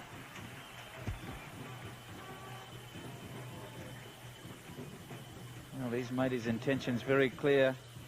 Arjuna Ranatunga down the wicket. Just timed beautifully. Didn't quite get to the pitch of it. And you see the bottom hand coming off. Just stretching a little bit with that top hand to make sure that it goes along the ground. We'll see it from behind here. Just letting go with the bottom hand just to make sure that the ball goes along the ground. But the timing was perfect. It's the footwork that makes a kind of shot like that possible. Right to the pitch of the ball.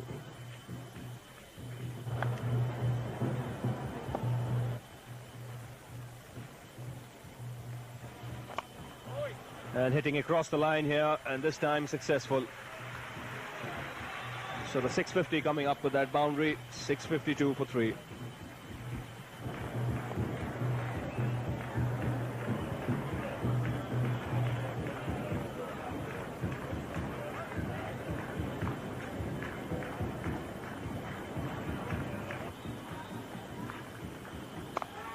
And cut away by Ranatunga. This is 4 runs. He plays this shot very, very well.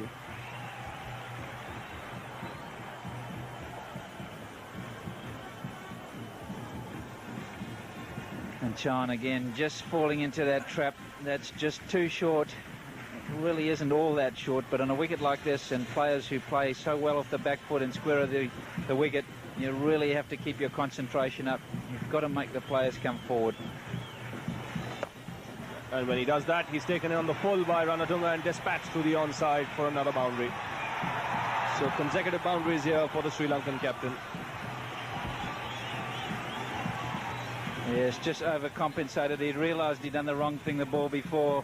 Tried to get it right up there, and in the end bowled a full toss. And a player of Ranatunga's class, he is able to put that away just where he wanted to. Wide of mid on. Long chase, but really no chance of catching it up. So runs coming pretty quickly this morning. In 55 minutes of play, we have already had 74 runs added. Ranatunga with that boundary has moved on to 31.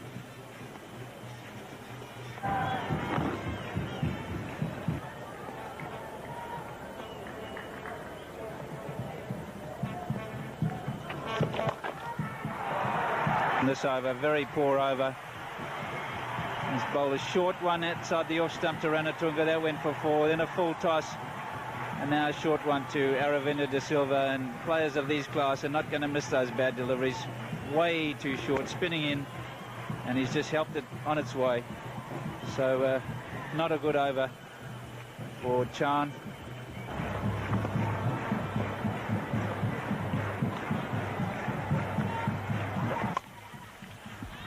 Well, that's a lovely shot past point. Just too much room.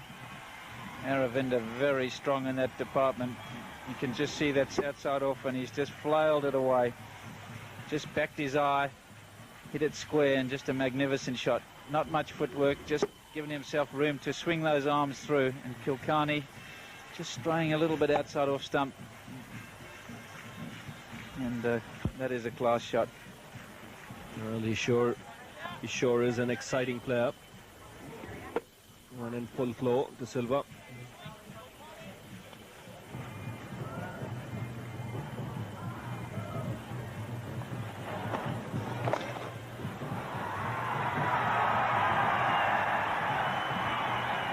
Ranatunga gets one away to backward square leg.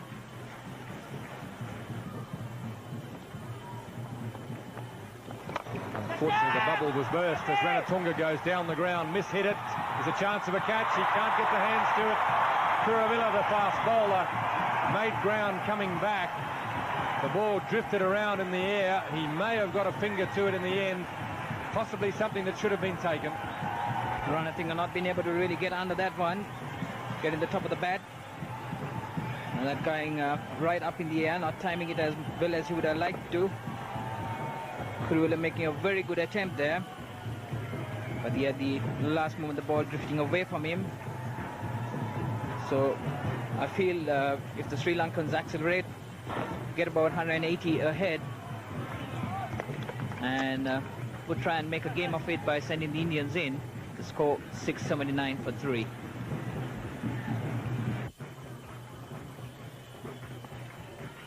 first innings partnerships there. That's up and under from Ranatunga. He's not mucking around, and every indication that maybe he's thinking about setting a target or 200. If they continue at this rate, it will be closer to 200. And he's not mucking around at all. A little bit of elevation, just over the infield, a couple of bounces and into the boundary. So Ranatunga looking more aggressive, looking to set a target, I believe. Right through with that one off Chawan, getting onto the pitch of it, going under it.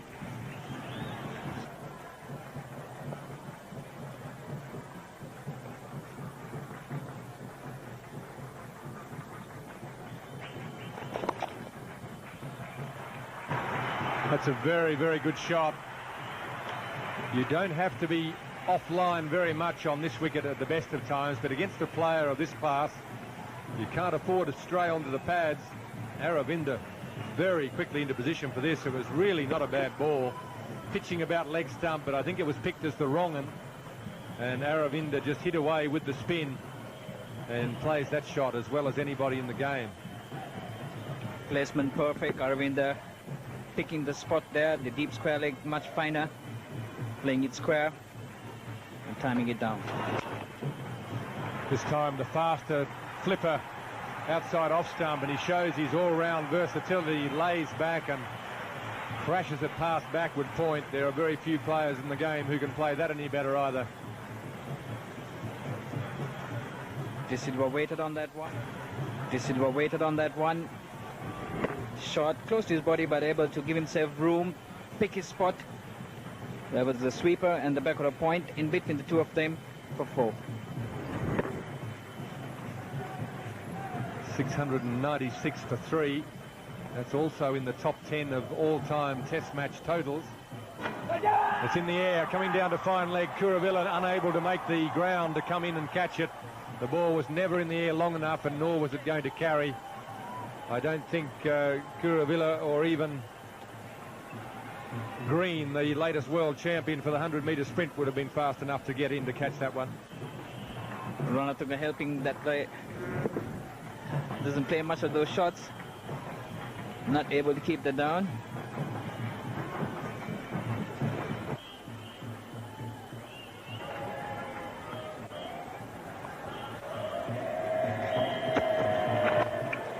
In the air again.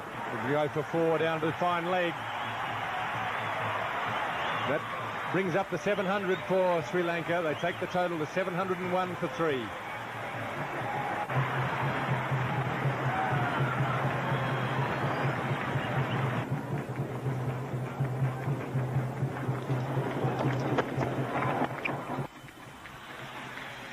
This is nicely played on the onside. It'll beat Kuravilla to the fence. He got it fine enough. So boundaries here coming thick and fast for the Sri Lankans. Not much margin for error, just slightly deviating and going down the onside. Aravinda De Silva getting inside the line and glancing it away very fine to the right of Kuravilla.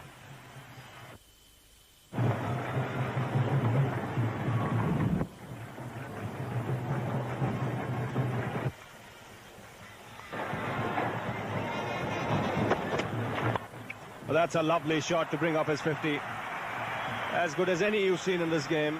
Beautifully played through mid-wicket. So 50 here for the little man. Crispy played, beautifully timed. Prasad attempting to bowl the Yorker, just slightly off the mark. Aravinda De Silva very quickly onto it. That brings Aravinda De Silva's 50. Aravinda De Silva getting ahead of Ranatunga. Started off behind him, but very quickly now throwing himself into the bowling.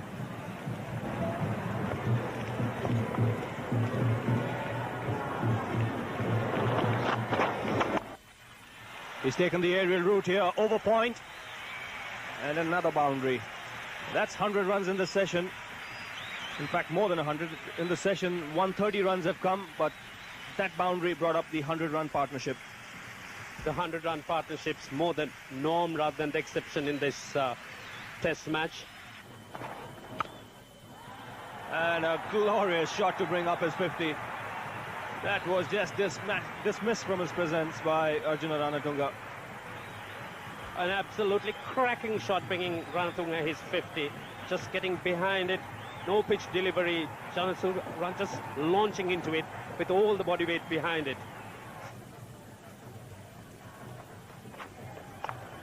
Well, he's on a roll here. He's not timed this one well, but he'll again get a boundary. There is no third man. So Ranatunga here looking to entertain. This is the third boundary of the over for him. He's raced away to 57. Not very clever by Kuruvilla that time. Short and also width for Ranatunga. Ranatunga on his toes, hitting it over the slips into the vacant region. So the runs flowing for Sri Lanka through the bat of Ranatunga. Well, he just needs 10 more runs to become the first Sri Lankan to score 4,000 runs in Test match cricket. This time he's done it, and with good effect. Boundary number 4. So Kuruvilla here losing his cool, and given some treatment here by the Sri Lankan captain.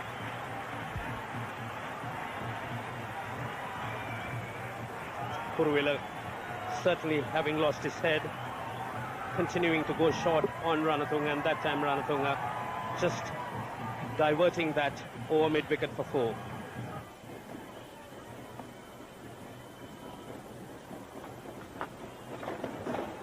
Playing a miss. I think that's Byers. I don't believe there's any bat on that. Certainly no glove on it from the wicketkeeper. It's Byers.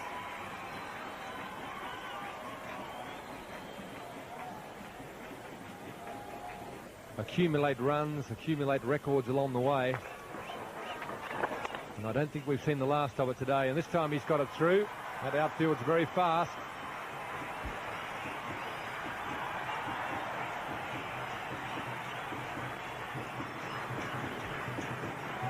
And the other statistic that we missed just a moment ago was the fact that Chauhan just went past the 200. And again, just paying the penalty for being a fraction short. They really have scored far too many of the 200 runs that they've scored off him. A lot of them have been off the back foot, where he's just been just a little bit too short, and with the wicket being so slow, players of this caliber are able to pick out the gap and just ease the ball through. Cramped, call for the LBW appeal. Just a matter of whether it hit pad before bat. There was certainly some bat in it, but whether it hit the pad before it hit the bat, and of course whether the ball would have hit the stumps. Yes, that's pitched right in the rough and has come back a long way. Perhaps just bounced a little bit. I think in the end probably a good decision. It might have just gone over the top. You can see the keeper just jump up as the ball, as he reacts to this, just bounces and hits just above the roll. Partnership of 140 between these two, and there we see Arjuna. That last run brought up his 4,000 runs.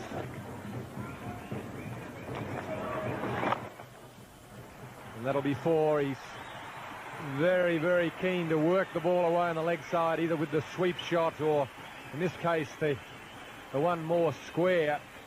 I think he's enjoying himself out there. It's a bit of a challenge just to see if you can see how many balls you can hit on the leg side. Yeah, very cheeky cricketer. Ranatunga does tend to upset other teams, and that's not necessarily a bad thing for Sri Lanka. It's well outside off stump, put right across, but beautifully played and struck off the middle.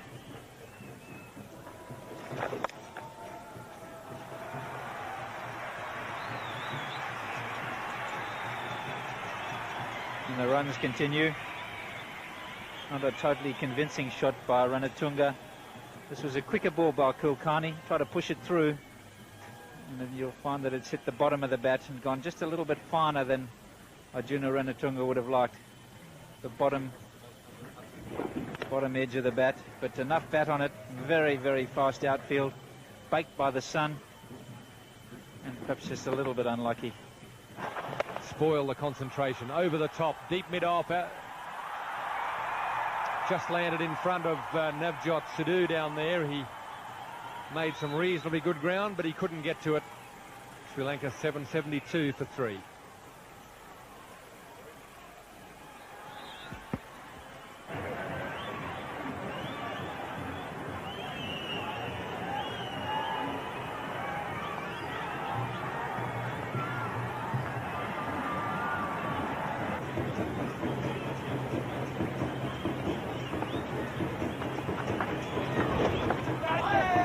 There's the catch to slip.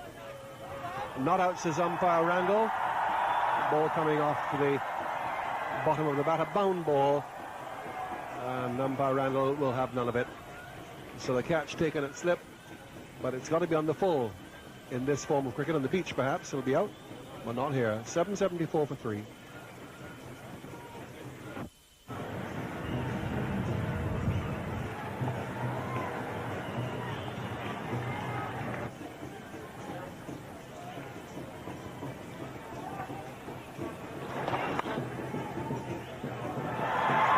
Straight through him.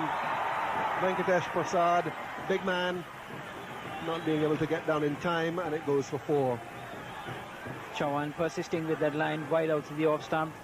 Ranatunga had to reach for it, able to bisect the 2 fielders of back for the point and cover for 4.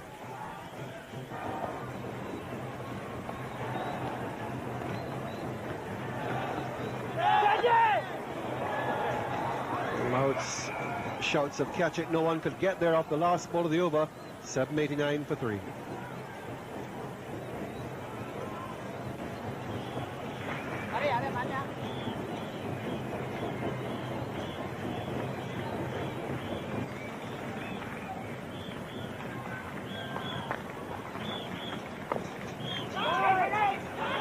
He's a long way down. Umpire will ask for the help of the third umpire. The television replay. Arjuna Ranatunga being sent back by De Silva had to put the brakes on, turn around and try and get back in. And it's going to be close. So this is what the third umpire, Mr. Manuel, will be seeing. Mohammad Azharuddin, and he's out there, hasn't made it. So Jayawardene will have his opportunity as his captain is run out.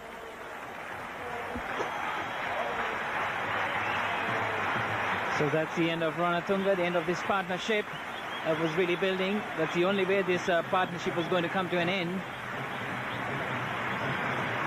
They were looking for the quick signals, but on that occasion, Ranatunga playing a little bit too hard to the extra cover fielder. And a good brisk bit of fielding, and Ranatunga is on his way back. So here's the Mahela Jayawardene on Test debut, and coming in for his first innings in Test cricket, just about halfway through the final day.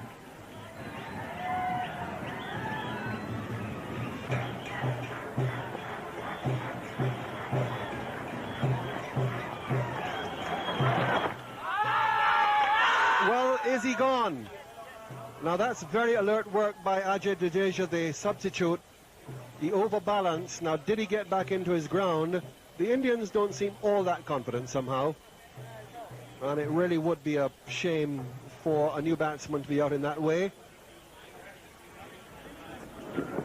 Off the pad, very alert work with Jadeja in there. Very close. We'll wait for umpire Manuel to give the decision. Just seemed to get back in time. Just seemed to be able to push that toe back. It's going to be a very tight one for Peter Manuel. The third umpire has ruled him not out. A very, very close one indeed. So it's a close call for Jayawardene.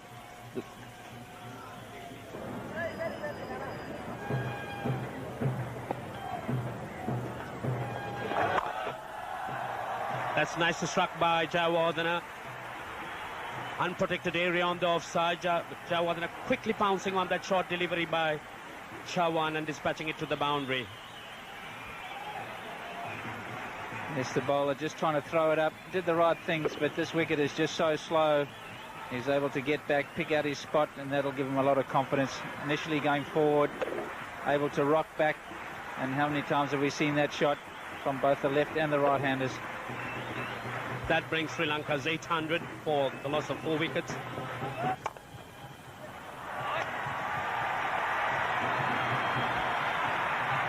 Once again, Jayawardene giving himself room, waiting for that short delivery. Chawan not doing himself much good, striving to get a little bit more flight, dropping it short. End of the over, Sri Lanka 806 for 4.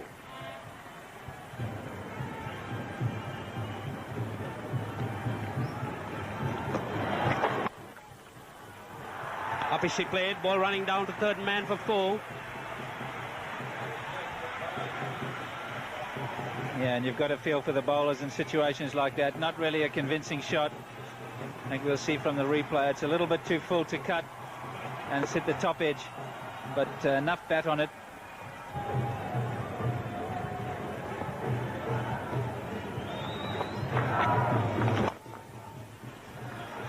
Oh, Jusuful toss on the onside, and Mahala Jayawardene just picking the gap. There's no stopping him there.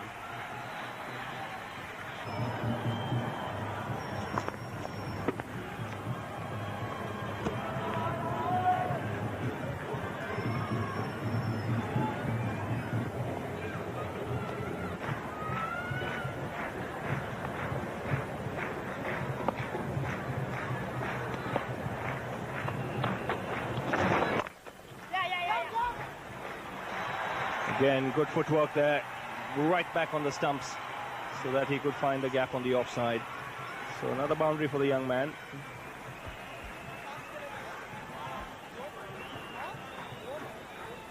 Again, it exposes the cruelty of being a bowler under these circumstances. Not a particularly bad ball, but just short enough, and the slowness of the wicket gives him plenty of time to get back and strike the ball through the gap on the offside.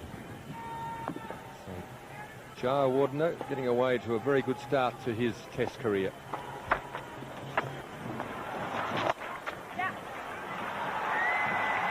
And another lovely shot through the onside.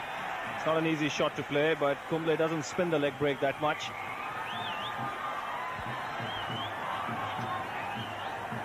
Good balance and good body position here. He gets the foot outside the ball to make room for himself to swing the bat and his arms through.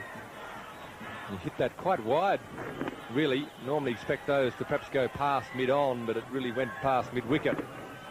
And nice balance, his head over the top of the ball.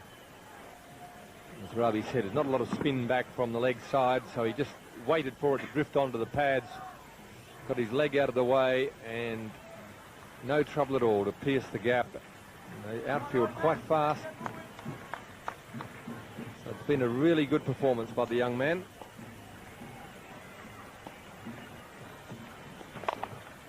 And again, and the result the same.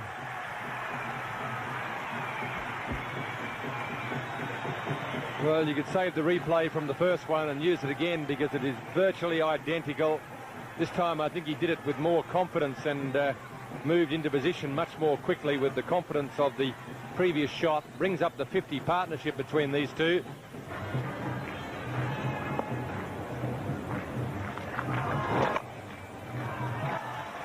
But he's now got enough confidence that he can go down the wicket and plant this one through square leg for 4. Yes, and that's the 850. So Jayawardene just joining in. There are the figures. Sri Lanka just creeping up, and they're not very far away now from that top score.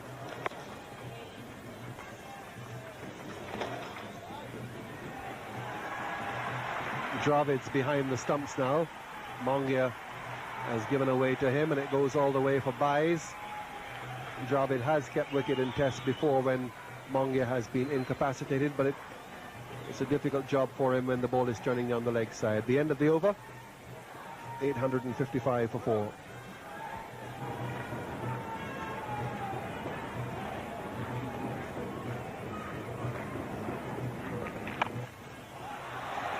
You really put that one away, Aravinda. Carries him 4 closer to that 100.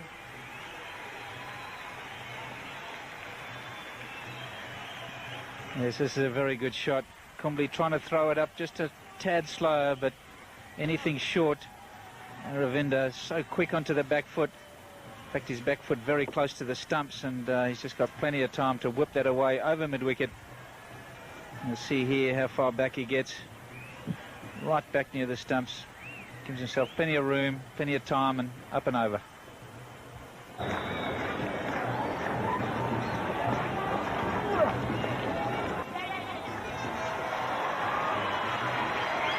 gone down towards the boundary now. Aravinder's looked at the umpire. He gives byes. So difficult time for the substitute wicketkeeper Rahul Dravid. 8.64 for 4.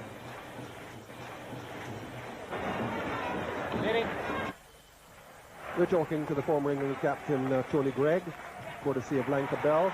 And Greggy, we have a friend of yours, colleague and playing colleague of yours, Barry Richards, with us. Oh, great. So he's been there watching this as well. Wonderful.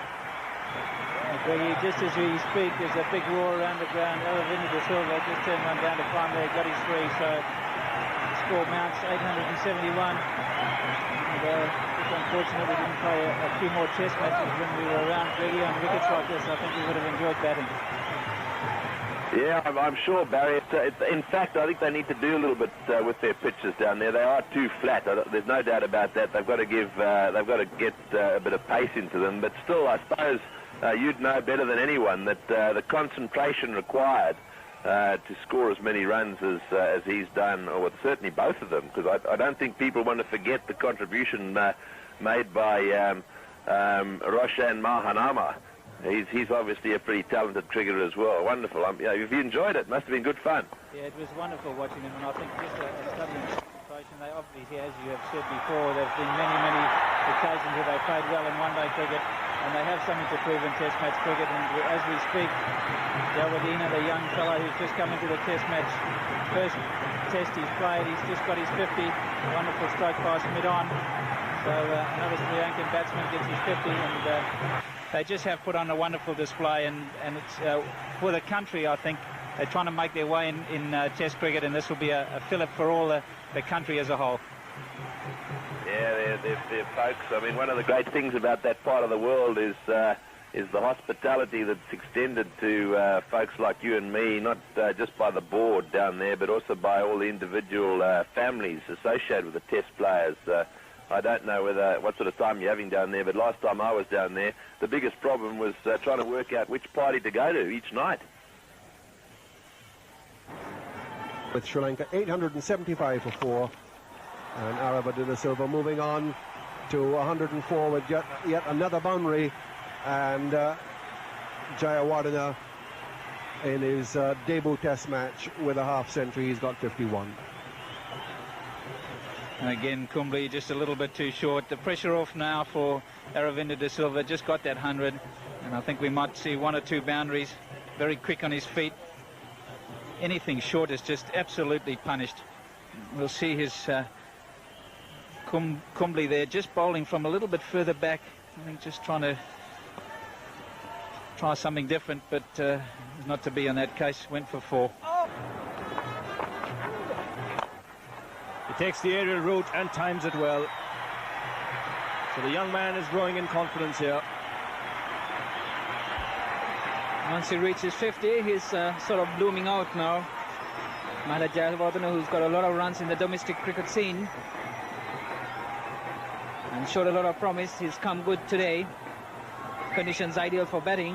Had a few nervous moments, but on that occasion, playing inside out over the offside field for 4.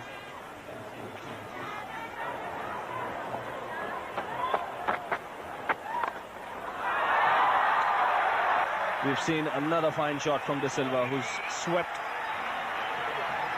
Nilesh Kulkarni from middle and off stump in front of square leg for 4.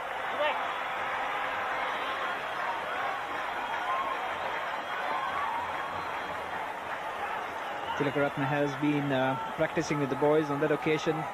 Very first ball greeted with a sweep shot from Aravinda De Silva, picking the gap, going right through with it.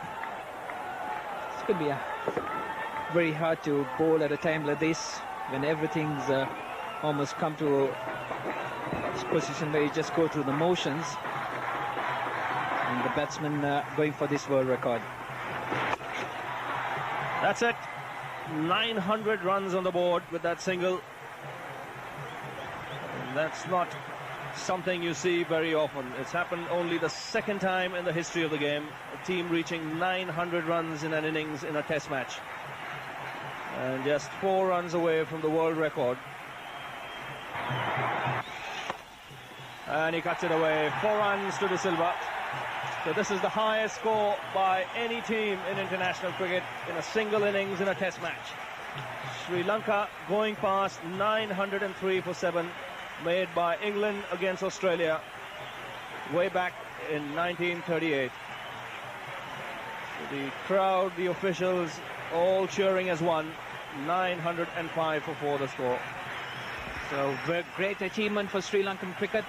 A historical day for Sri Lankan cricket as well. That's the team really enjoying themselves, getting themselves enthralled with this. The crowd really cannot believe this. The highest total after 1,374 match history of Test cricket. So it's going to be a day that people will not forget for a long, long time. So that's the highest score by any Test side in the history of Test cricket. So Sri Lanka right on top at the moment, where all records were going down.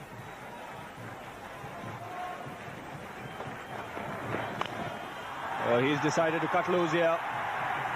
That's another boundary for De Silva. He has suddenly changed gear.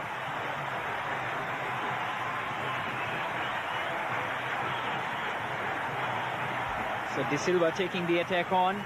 He must have been, he must be aware of this 1,000-run mark and all possibilities to get there. And wouldn't that be a great moment? Edged, and it's gone between the keeper and the slip. If Mogia was there, that might well have been taken. But Rahul Dravid is a part-time keeper. He had no answer to that one. It's 9:15 for 4. So here, De Silva continuing to stand outside the leg stump. This will be runs for him here. Another boundary, but we'll have to wait for the umpire signal and see if De Silva got any bat on it. Yes, a boundary signal.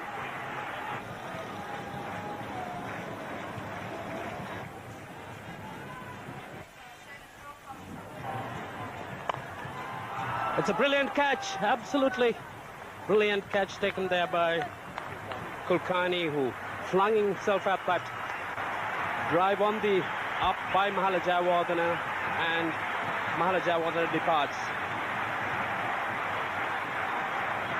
It's Mahala Jayawardene hitting Ganguly on the up, and Kulkarni flinging himself at this tired end of the day. A very good catch, and Mahala Jayawardene departs. Sri Lanka 9:21 for 5. Slashing drive, brilliant piece of fielding by Kulkarni. He's a tall man. He needed all of his length to stretch out. He's bowled something like 67 overs himself in the innings. Oh, brilliant catch. That was well caught, and good camera work to get that as well. Romesh Kalawitharana, the man for the crisis. 921 for 5. Absolutely uncharted waters. No one's ever come in this situation before in Test cricket.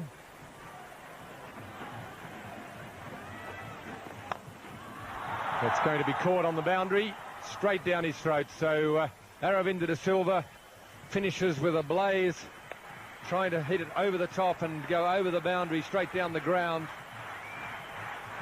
So the 6th wicket falls for Sri Lanka. Aravinda De Silva trying to drive over deep mid-off, but he got it very low on the bat. A straightforward catch.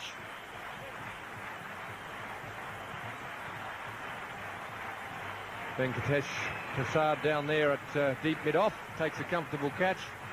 Aravinda De Silva is on his way for 126. Prasad at long off. De Silva really not getting the ball in the middle of the bat. The ball hitting in the toe, and Prasad finishing off, taking the catch to a nicety. Well, Chaminda Vas comes in to join Kalawitharana.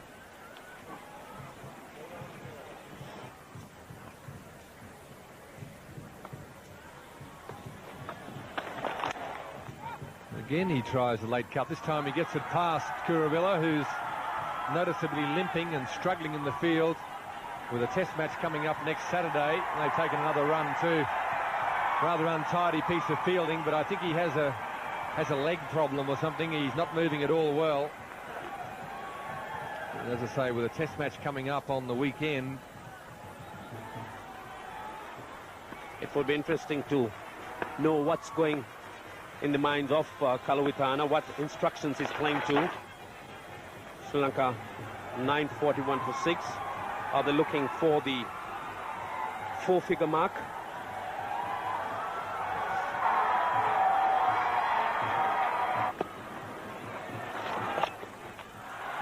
This one will go for 4. No fieldsman can get around and stop that. He's finally got the sweep shot away to complete the over. Sri Lanka 9:49 for 6. As they move into the 3rd spot now on the highest total in the history of first-class cricket. And that's probably about as far as they'll get. But the main area of the wicket is hardly marked at all in the 5 days. Quite incredible.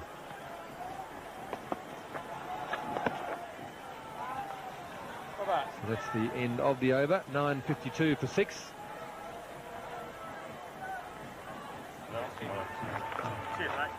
So it's 952 for 6. Arjuna Ranatunga has taken the humane way out and declared the innings closed, and that will be the end of this test match. The tour conditions say that half an hour after the completion of 75 overs on the last day, the game can be called off. So after 20 minutes of play and the 10 minutes for change of innings, that will be it for the test match. Arjuna Ranatunga, the Sri Lankan captain there, alongside him Mahanama. The players shake hands. They're probably all quite relieved that the game is over. Kumble there has been acting captain for India for today. Umpire Steve Randall from Australia has been out there for the full 5 days. And after they amassed a total of 537 for 8 late into the second day, they declared centuries from Sidhu, Tendulkar and Azharuddin. Sri Lankan bowlers, the most successful was Sanath Jayasuriya, 18 overs, 3 for 45. It was a pretty big job for the fast bowlers, Vas and Pushpakamara. Muralitharan and Silva did the bulk of the bowling. Jayasuriya and Mahanama got together, and their partnership just went on and on and on. They set a world record for their partnership, and then, as I say, everybody turned up. The gates were thrown open. The crowd turned up in numbers this morning with the expectation that Jayasuriya was going to break the world record, but he was eventually out following Mahanama's LBW to Kumble for 225. Jayasuriya was out. Court Ganguly bowled Chauhan for 340. The Indian bowlers worked hard, but really there was no joy there for them. The only one who can probably walk off and feel as though it was a good 3 days in the field is Ganguly. 9 overs, 2 for 53. The hard workers were the spinners, Chauhan, Kumble and Kulkarni. 70, 72 and 78 overs each. The figures they'd rather forget about. I'd first like to ask Sachin Tendulkar to come up, please, and collect a cheque of 25,000 rupees from Mr. Upali Dharmadasa.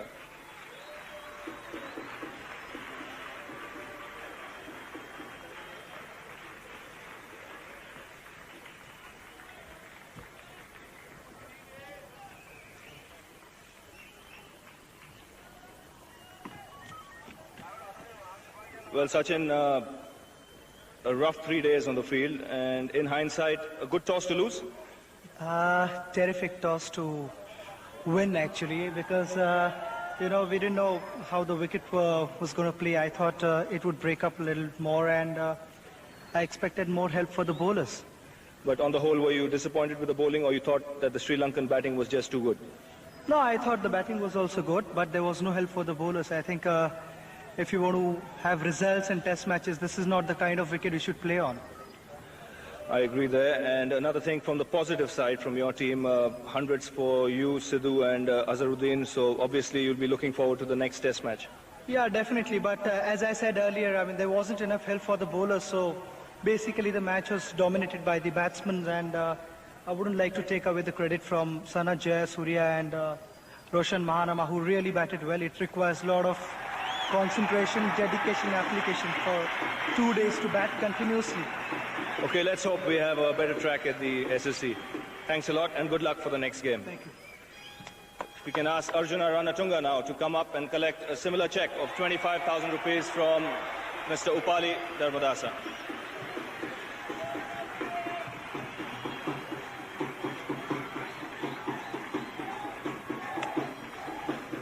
Well, Arjuna, losing the toss, first day of the game, did you think so many runs would be scored, over 1,400 runs? I think it was one of the best toss to lose. Even we were thinking of batting first, but after they were batting so well, and we thought we should have the same thing and just keep on going. And a word on the record partnership, must be an outstanding effort. Yeah, it was fantastic, especially Sanat and Roshan came out and played positive cricket. And I think we were very happy. I think everyone was supporting them. We were trying to see the record breaking right throughout, and they did that for the country. Now, what was your advice to the players once India had set that big score and you had to get 337? Yeah, first target was to try and avoid the follow-on to get 337, and after that we just wanted to go on. Okay, and now the second test starts in a few days' time. Looking forward to that? Yeah, I think the boys are very keen now. They are very positive. We had a very good batting turn and hope that we can come and try and give another good show and try and win the match. A little disappointed missing out on not getting 100 and getting run out. Yeah, that's something I was really looking forward to, but that's how the game goes, and hope the most important thing was the others got a lot of runs. Okay, well done, Arjuna, and good luck for the next test match. Arjuna Ranatunga, the captain of Sri Lanka. And now I'd like to call Dr. H.I.K. Fernando. Doctor, if you can come up, please, and let us know who your man of the match is. He had half centuries, centuries, double hundreds, but a triple hundred with 3 wickets leaves no other options to me. The only contender, Sanat Jayasuriya. So Dr. Fernando's choice, Sanat Jayasuriya, the man of the match for that terrific triple hundred.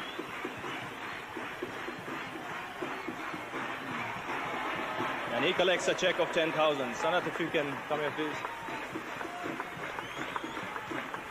Now 340. At the time when you got out, you must have been disappointed, but now it must have sunk in, and you must have realized that not many people get 300 runs in Test match cricket. Yeah, I was a little bit disappointed, but all in all, I was very happy to get 340, and for my country, at last we got 950 or something total. Very happy at the moment. So what was it like concentrating there? Because you had been on the field for 2 days. You were batting from, you opened the innings for Sri Lanka, and you were chasing a big total. What was your plans? Yeah, earlier we want to avoid the follow on 337, and it was a bit hard in third day till lunch to tea, which were very hot, and both of us were managed to go on, myself and Roshan. And when did you first think of the world record, you reaching or coming close to the world record, or maybe even beating it? I don't think world records, because I have to go and bat. That's all my main thing. But I never think of world records. But I want to first avoid the follow-on and think of getting runs more and more. That's all I was thinking. Okay, well done. But now let me come to one thing. I believe you've been given a house by the Minister of Housing and Urban Development. Now, Brian Lara got a house too in West Indies when he broke that world record. He built 14 bedrooms there, one for each player, I presume. How many bedrooms are you going to put in? 2 for the umpires as well? That I don't know. I have to decide later.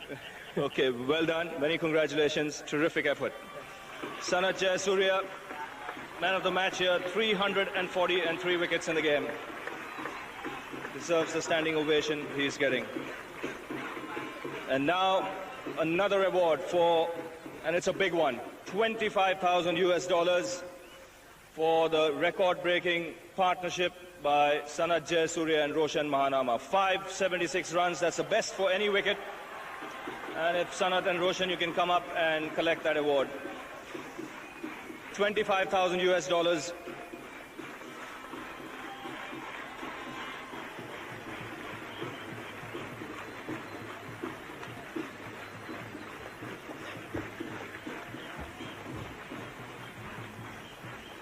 Also will receive a couple of television sets from Hemika Amarasuriya, Chairman of Singha.